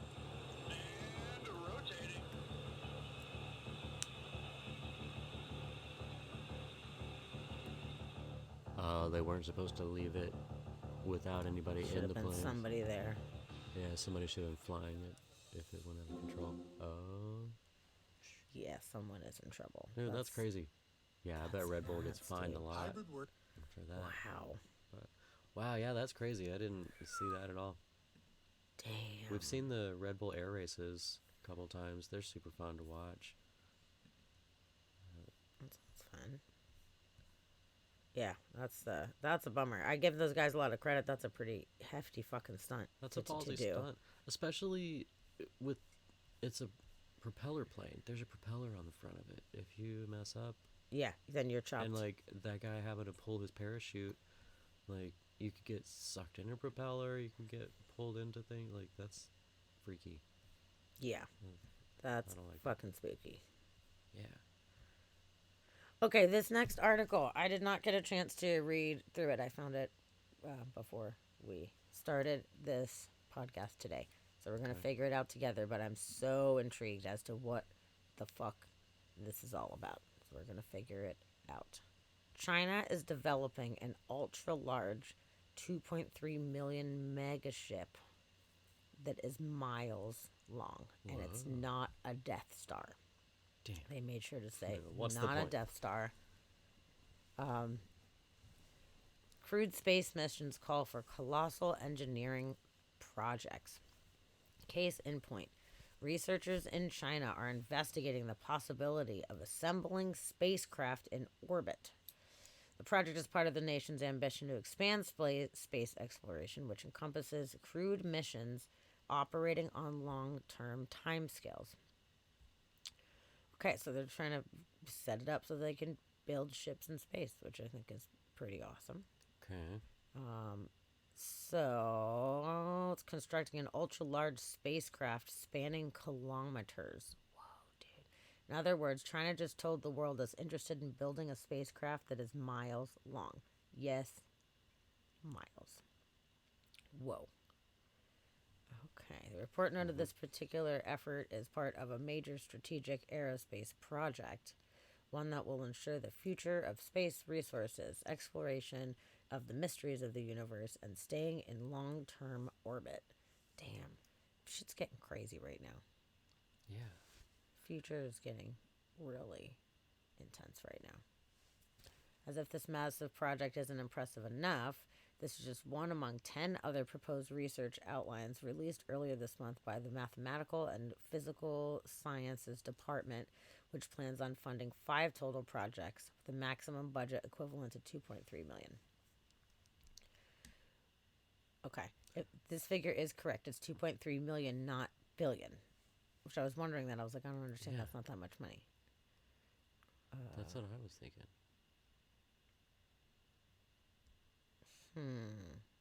Okay, so this figure is correct. As noted above, the money will be spent on preliminary work, including an analysis of the mechanics of constructing the craft. More money will be needed to ultimately create and launch the megaship. Okay. Yeah. Corey just sent me a text message. Corey, is this relevant right now to the, would it be something that we'd want to show on the thing? Let me know. Because it says, I love you. I'm just distracted by this channel. So, okay. Is it, if it's something cool that I could show, I'm down. You let me know. Kirby. Oh, hi, Kirby. Hi. Hello. Glad you're here, Sarah. And that emote is perfect for this article. Yeah. So what? What? The outline suggests the modular spacecraft would require multiple launches and also require space-based assembly, since it would weigh too much and be far too massive to be launched in one flight. Consequently, researchers involved in the project face a grueling challenge. They need to minimize the spacecraft's weight to reduce the total launches needed. Yeah. They also have to optimize the control capabilities of the structure to keep them from drifting, vibrating, or otherwise twisting out of control during assembly. Yeah. And also, with all the space trash we have flying around, how are you going to put a miles-long thing in orbit? Dude. Oh, you just finished watching Star Trek? Ah, well, it may be coming true. To some extent, I guess.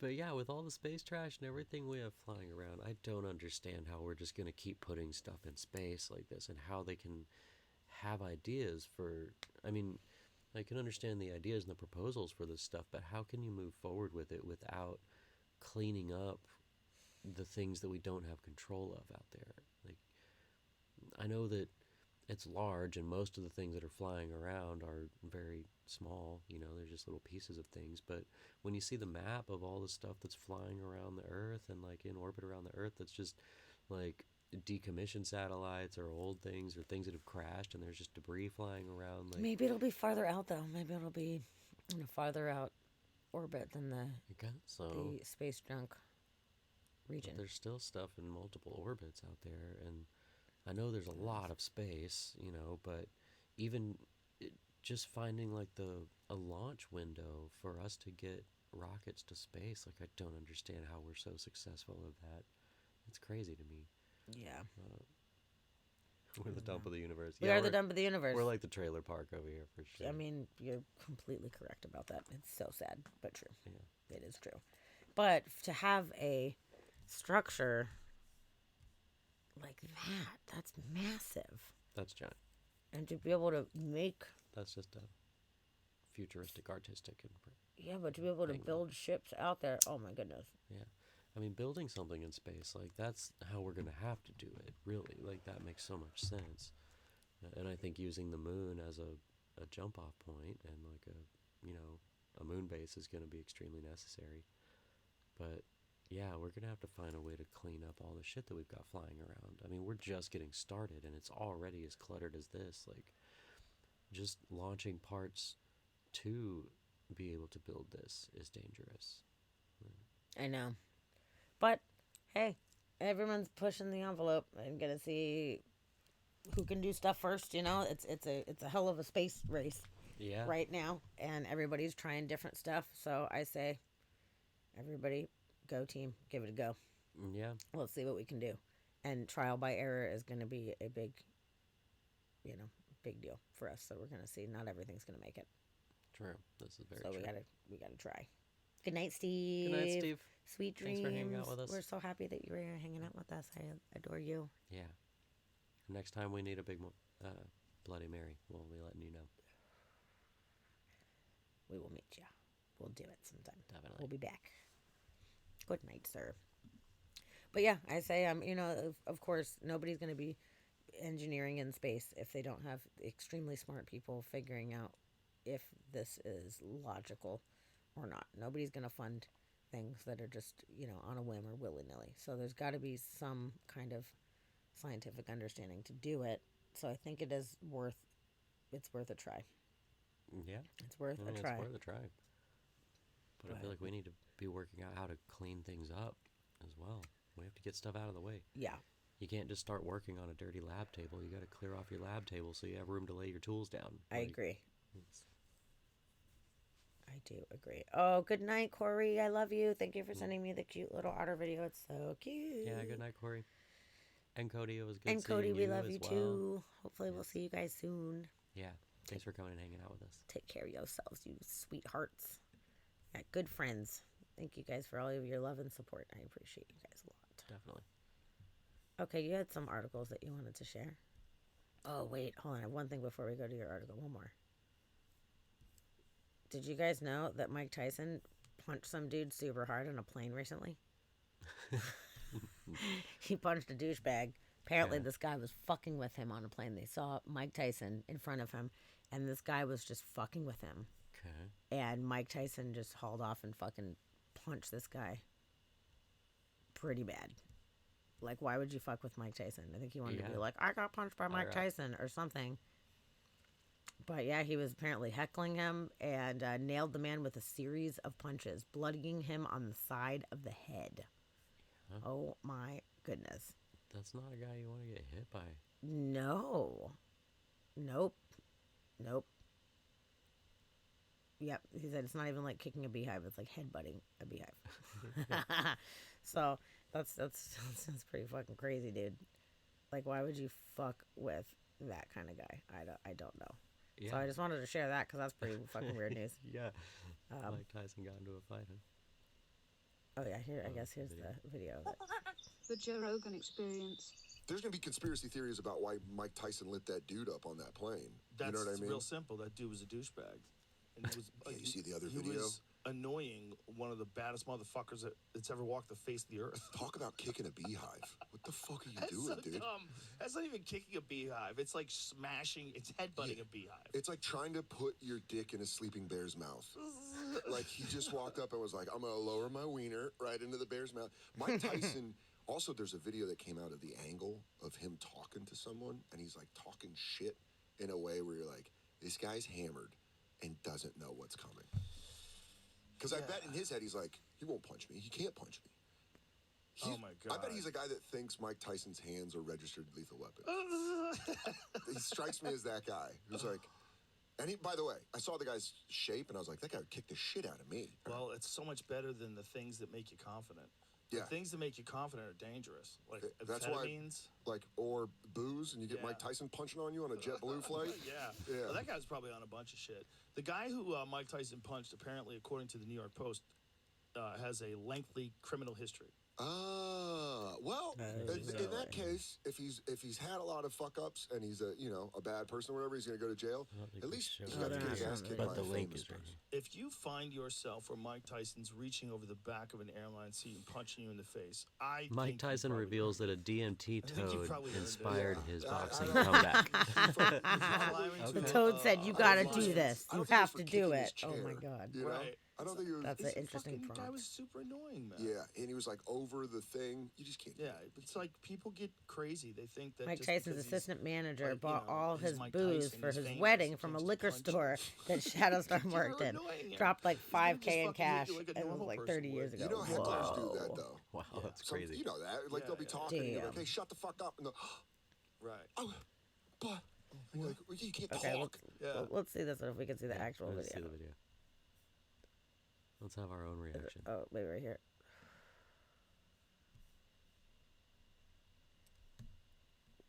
Whoa.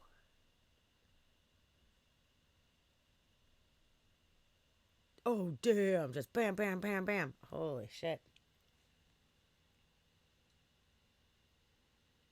Okay. Well, that's not good. That's not good. Yeah. That's a not Nope. good thing. Damn. Yeah, maybe he did just totally want to be the guy that got hit by Mike Tyson. I could take a punch by Mike Tyson. Says Mike Tyson seemed to lose control on a plane Wednesday night, repeatedly punching a man in the face after the guy apparently annoyed him. Yeah. Wow. Wow. Wow. That's Wow. pretty- Well, Okay. So there's first that. of all, don't be annoying. Second of all, don't annoy that person. Yeah. Don't act like you don't know who he is. No, that's Everyone definitely the reason why he did that. Okay. All right. Let's pull up some of your videos. I'm gonna go to the bunny real quick. Let's see. Just had a couple of them. Nothing too crazy. Nothing too crazy. This one I thought was funny. Nothing, groundbreaking. I made a joke there. You'll see. Okay. But apparently this parking lot puddle has been dubbed Lake Chipotle, and it's a popular tourist spot now. There's a parking lot that I guess it's just always flooded. It always gets flooded, and it's in Minnesota. And they gave it a name, and it's even on Google Maps, and like it became a tourist thing. So we'll just watch this little short video here about that. The sign warns, go slow. It's a no-wake zone. What do you think about Lake Chipotle? It's become kind of a staple. I've been here for a couple of years. So yeah, it's kind of a attraction. Nestled in a Chipotle parking lot, the lake has its own website, is on social media, and on Google Maps. I've seen it on social media, and people are making like Facebook accounts for it and Facebook pages. You can even catch the occasional paddleboarder on its waters. Now, I talked to a lot of customers who all told us the same thing. We came to Lake Chipotle on a bad day. It's smaller than usual. Oftentimes, it covers most of the parking lot. It's small today, but I've seen it span the whole lot. It sometimes it's even worse when it's rained or snowed. So usually I have to kind of go around it. And when it's really cold, this Chipotle employee from Louisiana insists he gets out his skates. For sure, I was on there skating. Yeah, I liked it. I felt like it was cool. These women disagree. It's definitely something that needs to go. Drive by it once a week, and I don't know, sometimes it's closed and they have everybody parking out here. But the mystery manager of the lake's own website, who goes by Father Hennepin, emailed us saying, as we exit a long winter, we encourage everyone to go out for a walk or hop on the bike and find the Lake Chipotles in their community. Good. I'm wondering when Lake Chipotle is going to become Sinkhole Chipotle.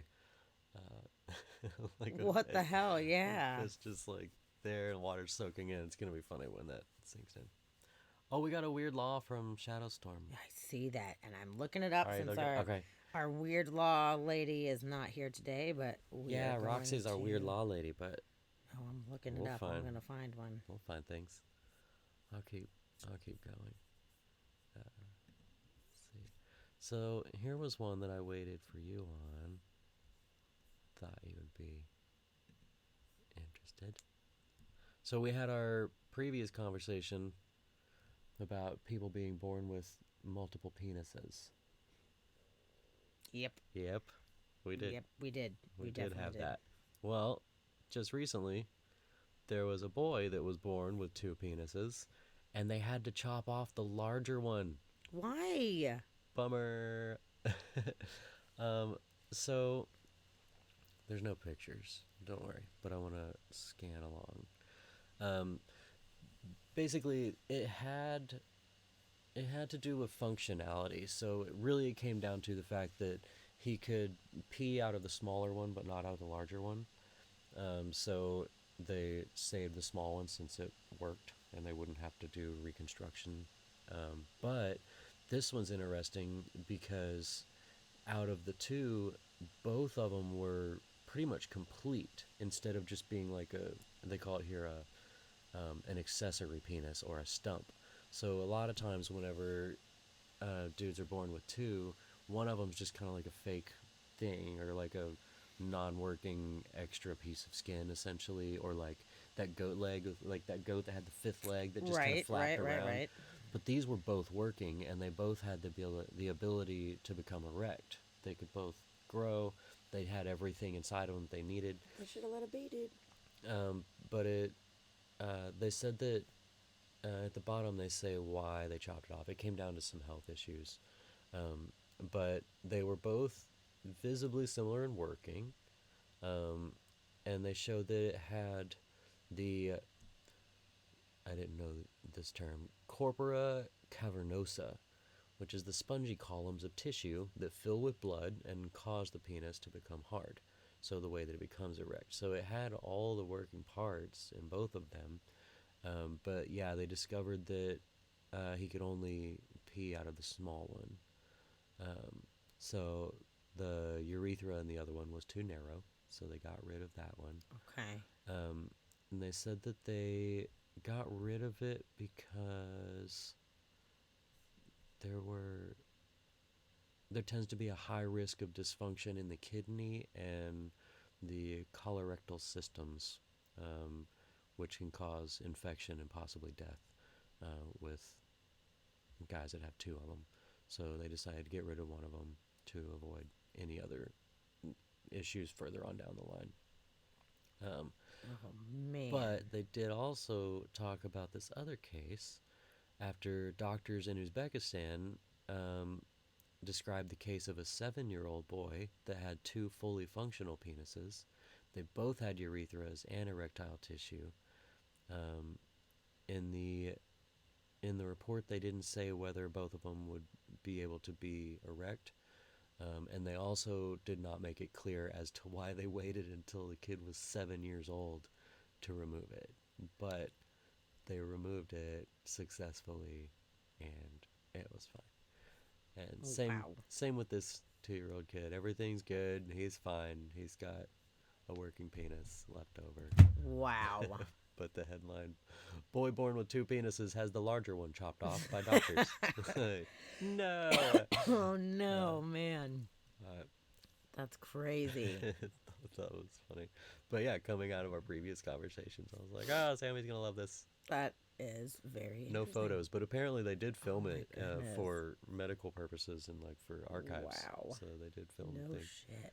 Yeah. Okay, you ready for weird laws? Yeah. Let's do weird laws. Okay. In Washington State, it is illegal to destroy beer bottles without written consent. What? Really? Ever broken a beer bottle and received a $1 fine? If not, you've broken a bottle, or you've never broken a bottle in Washington. Anyone who wantonly destroys a beer bottle without written consent is guilty of a misdemeanor and subject to a $1 fine for each and every bottle destroyed. Really? Okay. A misdemeanor. Yeah, Kirby, good question. Consent from who? Who do you...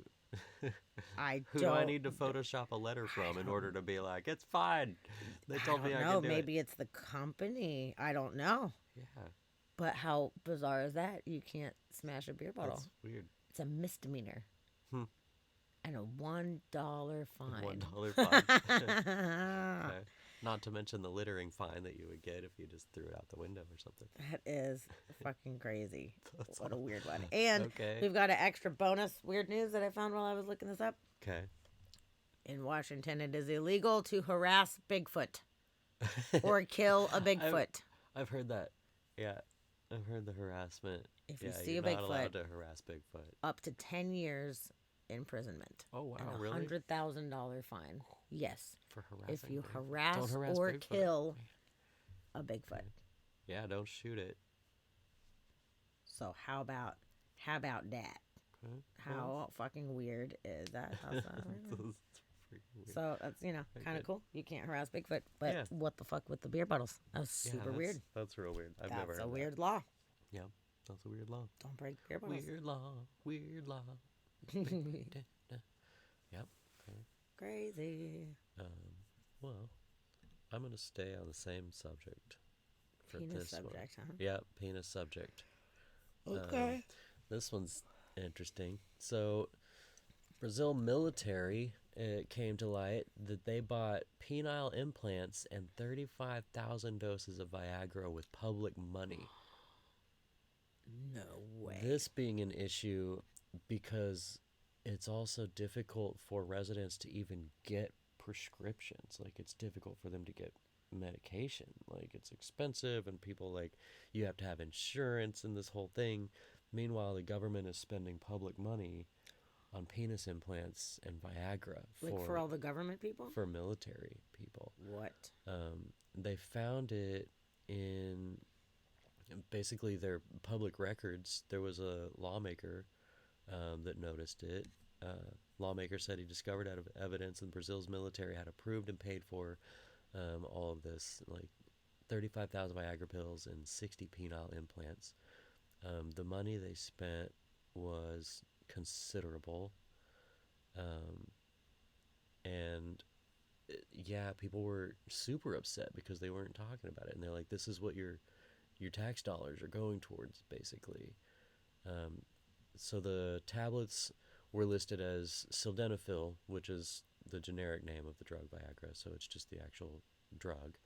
And they claimed that it was for treating pulmonary arterial hypertension or high blood pressure in the lungs caused by the obstruction of small arteries per the Air Force. That's what they said it was for. But you never hear about it ever being used for that. And then the fact that they actually bought penis implants, multiples of them.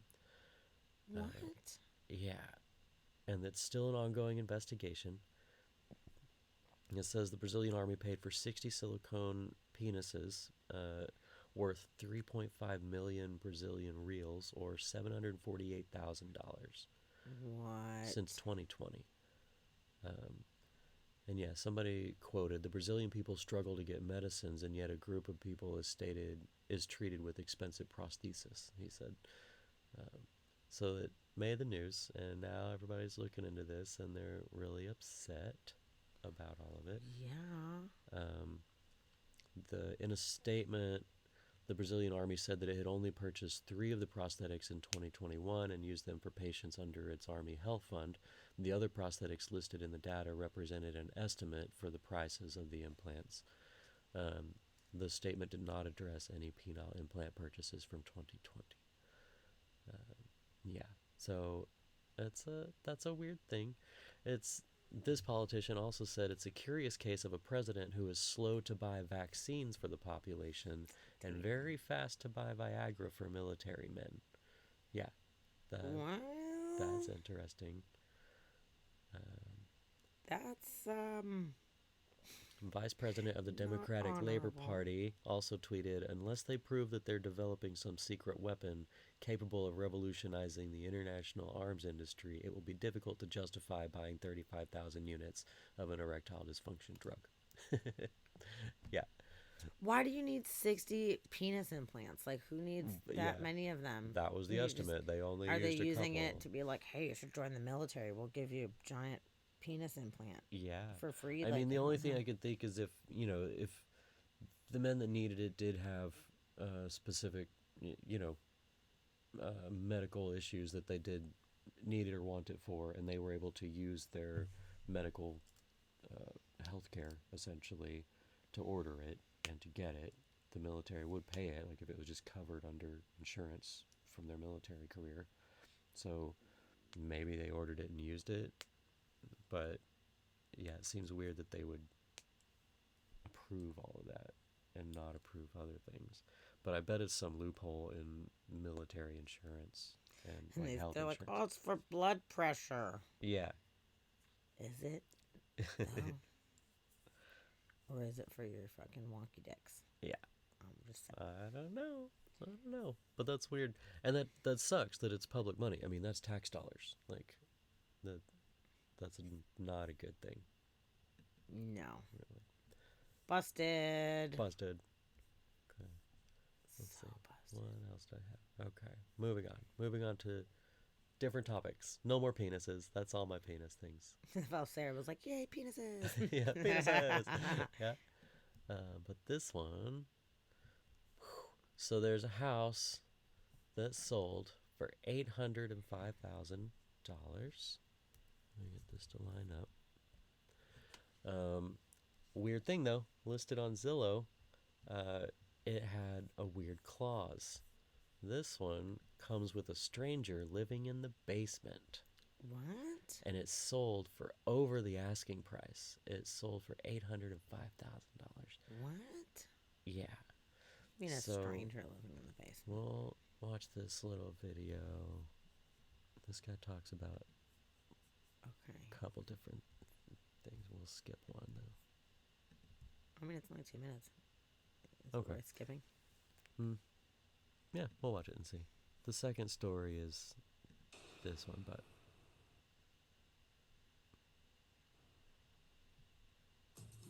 it is time for the highs and lows of the week, and our first high goes to an inspiring young man named Henry Richard, who finished his first Boston Marathon on Monday, running in honor of his late brother Martin. The 20-year-old crossing the finish line on Boylston Street into the waiting arms of his parents with his sister Jane nearby. Henry's little brother Martin Richard was the youngest victim killed in the 2013 Boston Marathon bombing at just 8 years old. Jane, who was watching the race with Martin that day, lost her left leg in the attack. Henry said after the race this week, he imagined Martin running at his side and, quote, "I know Martin would have been doing it with me. I did it for both of us." Martin would be turning 18 this June and getting ready to graduate from high school. Damn. Our first low goes to the insanity of a current housing market that considers this a hot property. The $800,000 listing in Fairfax, Virginia went viral this week because, along with 3,500 square feet of colonial home, comes a squatter in the basement. The online Zillow ad notes there is no access to the lower level due to a resident living there with, quote, "no lease in place." Listing agent Zinta K. Rogers telling the Washingtonian the basement dweller took advantage of an elderly homeowner and, quote, "weaseled her way in." Now living there for 3 years without paying rent. In addition to the squatter, the home features original windows, some with rot, a dishwasher that doesn't work, and at least $25,000 worth of sorely needed repairs.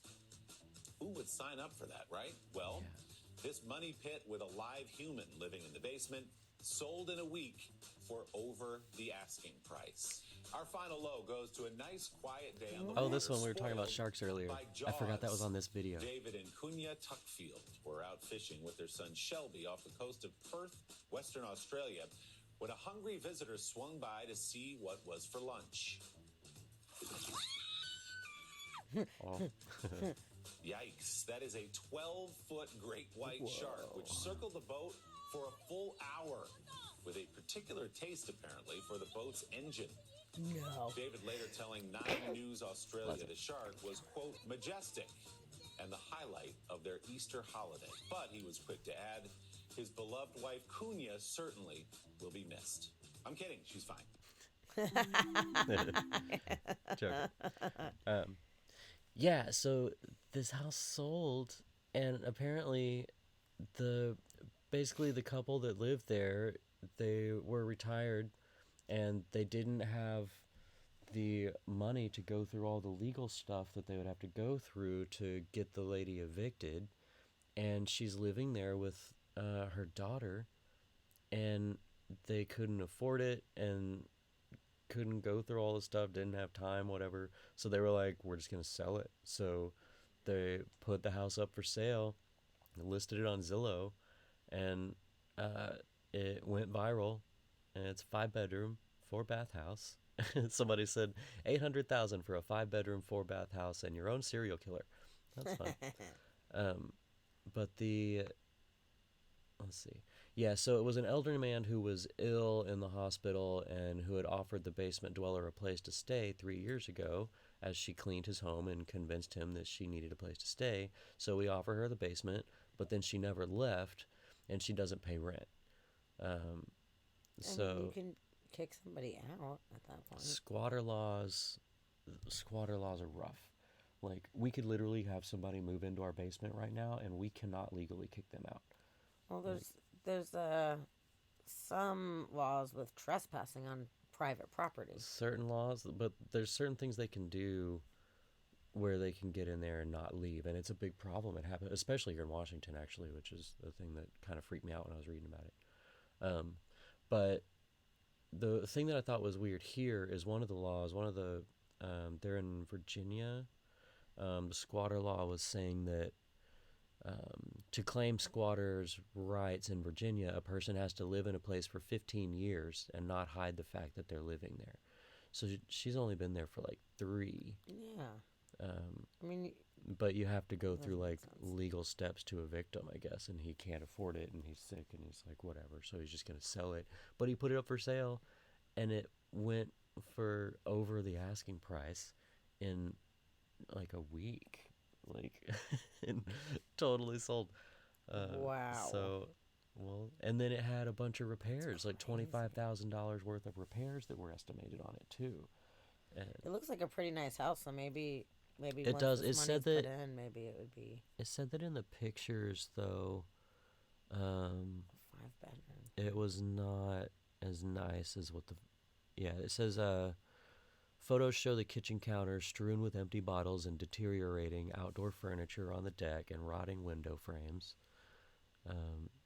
So I don't know what all the other repairs are and stuff, but yeah, it said that they estimated like $25,000 worth of repair that would need to go into this house. Sarah said, click on the listing link.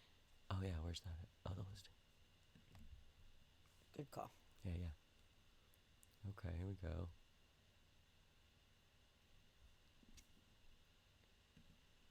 Oh, what? Oops, you hit the bar instead of the. I didn't want to hit a bar. I clicked a bar. Here, zoom up a little bit so it's in the window. Oh, Okay. my fault. Okay. I don't know. It doesn't look No, terrible. it doesn't look terrible. I mean, It's definitely outdated. It's not a fixer-upper or anything. And it said strewn with bottles. Like, they're neatly collected No, onto the for sure, side. and it and says, like, they're Coca-Cola. recycling. Like, they're empty. That's their recycling thing. It's not strewn with bottles. That's not. Come on. Oh, there's a broken pot. Oh, whatever. no. Would you think you would pick up pots? Okay, maybe you should like rearrange that a little bit Yeah, before you're clean putting up that your listing. deck before you start putting your listing up. There's a window close up, I guess. Okay, power Just wash a that. nice bitch. power wash. Okay, Okay, yeah, that your looks windows probably need to be replaced. rough. That would be something I would put into the bid. But I mean, it doesn't look bad at all. This is not what they described. No. Come on, it comes with pants in the bathroom. And it's interesting that the basement is only accessed from the outside because it says they don't have access from the upper house to the lower level. Yeah. So I wonder if it's like a crawl space kind of scenario or something. Yeah, I don't know. That's kind of weird. Weird. That's a weird story.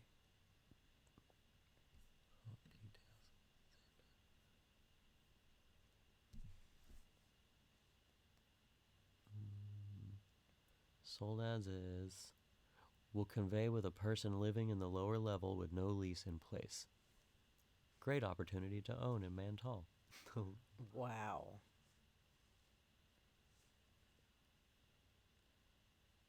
Yeah, acknowledgement that home will convey with person living in lower level Yeah. with no lease. That's very nice of them to do that. The powder room toilet is shut off and leaks in the lower level. Deck supports appear to be in good shape. Not to today's code, and upper decking boards are in poor shape. Lower level is a walkout basement with legal bedroom, full bath, storage, and large living area. So that's where they're living. Wow. Wow. That's weird. Yeah. And the dude made 800 grand on it. What the fuck? What? That's a That's very crazy. strange one. That's crazy. And then the person living in the basement is just like, whatever, I live here. It was on the contract. You signed it. Hey, Chid, you're still here. That's awesome. Oh, hi, Chid. Maybe the 25K was to hire an assassin. Yeah. I feel like I could annoy the shit out of somebody for them to leave. Like, I could just get on somebody's nerves. Oh, for sure. Like, you don't want to stay here. I can get rid of you real Oh, quick. I would definitely figure that out. Yeah. Sorry, this is where I dump all my cat poop. I don't know. You can live there if you want, I guess. We're gonna bug bomb for roaches all the time. Yep, always. And then I got some science news. This one. So the LHC, the Large Hadron Collider, will be reopening. Sweet. After being down for 3 years. It took a 3-year break. Oh no. Support science news. Okay, but not right now. So yeah, they had it shut down for the past 3 years, and they turned it on my birthday on April 22nd. Cool. Which they probably did for Earth Day, but whatever. I'll say it was for my birthday. But they shut it down, and then they did upgrades. So basically, long story short, it's going to shoot photons faster than it ever did before. So they're going to smash harder, and they added some extra sensors and stuff so they can get more in-depth, detailed information out of Dude, the that's particles. awesome. All trying to figure out what's going on with this Higgs boson thing and see where that goes. But yeah, so they turned that on after multiple years of being down. And then it says after several years of operation, it will shut down again to prepare the high luminosity LHC, which will further boost the rate of proton collisions and allow for even more detailed studies. So it'll run for a few years, they'll get what they can, and then they will upgrade again. But I thought that was cool. That's so cool. It's back up and running. So, you know, the world could still end. Don't worry. They could still create tiny little black holes that are going to swallow up the planet. Do you remember that when they were afraid? Yes. That was going to start black holes. Yes. Before they turned the LHC on, they were talking about how hard it was going to hit, and they're like, "Oh, we'll create tiny little black holes, like essentially like microscopic." And everybody got all freaked out. And they're like, "Oh, they're going to turn it on. It's going to make a black hole. It's going to suck us all into it, and it's going to be the end of the universe, basically." And all the scientists were like, "And no, that's not how that works." But there were protests, and that was fun. That was a big thing. And my last article, this one I thought was super interesting. That was my favorite one. So you know how owls, whenever they eat, they regurgitate it and they cough up the little owl pellets. Mm-hmm. They learned that pterosaurs do the same thing, and they found pellets from pterosaurs. What? Yeah. No way. They puked up pellets, and they No found way. fish scales in the little pterosaur pellets. Shut up. There's little arrows. Here's one right there, and then there's another one right here. And the fish scales were larger than they thought that they should be. So they were eating larger fish than they thought they even could. And that also makes them think that they weren't just opportunistic, but that they were literally hunting and looking for the largest fish that they could find, which they didn't really think in the first place, I guess. So it revealed some new things about what they had eaten. But yeah, they found out that pterodactyls coughed up their pellets afterwards. And they found, so these being the pellets that they're looking at, the bones next to it are the pterosaurs that died next to them, which I don't know why they died right next to their pellet. That's a question I would have been asking. But there was this one, and then its little pellet, and then this is the pterosaur, and then its little pellet. Maybe it was in its here. stomach. And then when it died, it was just It didn't sound like it. It sounded like they coughed it up and that they died right next to the thing. But you might be right. I'm going to say, where was it talking about that? Oh, here. So I wasn't quite right about the opportunistic. So it says, based on the size of the scales and the larger pellet found next to the adult, the fish it was eating was much larger than most fish fossils found at the site, the researchers note. That suggests that rather than opportunistically scavenging any fish that washed up on shore, they were probably hunters and actively choosing the largest prey. Yeah. So yeah, they weren't just scavenging things that died. They were swooping around fishing for things. Well, that's interesting. Cool. It also suggests that, like modern birds, the pterosaurs had 2-part stomachs, an acid-secreting part to dissolve the food, and a muscular gizzard to compact the indigestible bits into a pellet. Yes. But I thought that was super interesting. That was a brand new thing.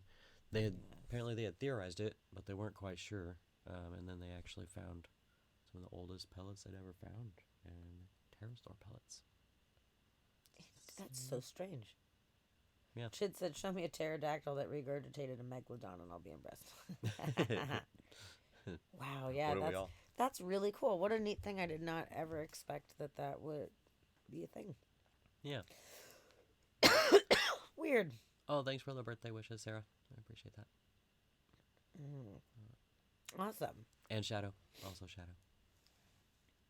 Yep, he's 40 now. All of the 40. Hit the 40. So, I was over the hill first, and now he's on the other side of the hill with me. Yeah. It's good. Yeah, now we can wander down the hill together. Yep. That was a rough climb. Cool. Well, that was fun. That was some good weird news. Yeah. Today. That is so good. Oh, you'll be 40 next year, huh? Oh man, it's coming up. You're not looking forward to it, huh? I was stoked for 40. I don't know. I'm ready for it. I would have been more stoked if it didn't happen during the middle of quarantine. Yeah. But that's okay. Lame. But now 42. I'm coming up on 42 this year, and that's just like Can we just stop at 42? Let's just stop at 42. Not like die, but just like freeze time. Just stop counting. Yeah.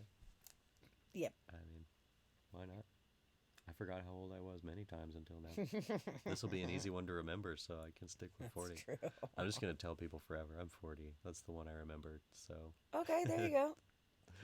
Keep it going. There you go. Just keep it rolling.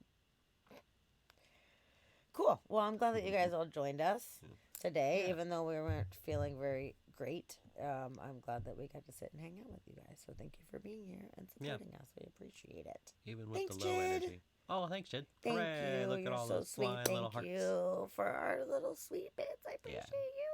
Thank you. You're the best. Appreciate that. Yes. Yeah. So we only got a few of us going here. Yeah. I'm wondering if maybe we should just end transmission. If we may as well just do a raid. Let's see. Raid options. Fetch is going. Yeah, I don't really feel like hanging out and talking much afterwards. No, you know what? Maybe we'll just end transmission tonight. Just keep it simple. We could go to Mystery Science Theater or something. We could do that. Do you guys want to do Mystery Science Theater? Let's do that. That would be fun. I don't know what they're showing. Let's see, should we do that one or Riff Tracks? Let me see what's going on both of those real quick. We'll see. Which one's better? Because sometimes the MST one Like, they have commercial breaks. Mr. Science Theater's pretty fun. Yeah. Thanks, Scar. Glad you were here, sweetie. Yeah, and thanks for same hanging out. thing, Shadow and Kirby and Chid. We love all you guys. Thank you guys for being here. Sorry if our energy was not the most top-notch thing of all time today, but it was still fun. Yeah. We still had a good time. So, yeah, we may as well we can just end it up. But you guys, will see you on Wednesday. We'll be back Wednesday, and I hope to see all of you guys there. Yeah, we may as well. Okay. Deal. All right, guys. Everybody's going. Good night to all of you. Take care, Thank you so much. guys, and thank you again. We will see you soon. Yeah, we'll all be healthy. We and love happy you next time. guys. Good. I'm glad you enjoyed the penises. That's so good. Yeah, That's good. what we're here for. Penis news. Yeah, I try to bring all the penis news I can. Oh. All right, guys. Take care. We'll see you on Wednesday. Bye, everyone. Bye, guys.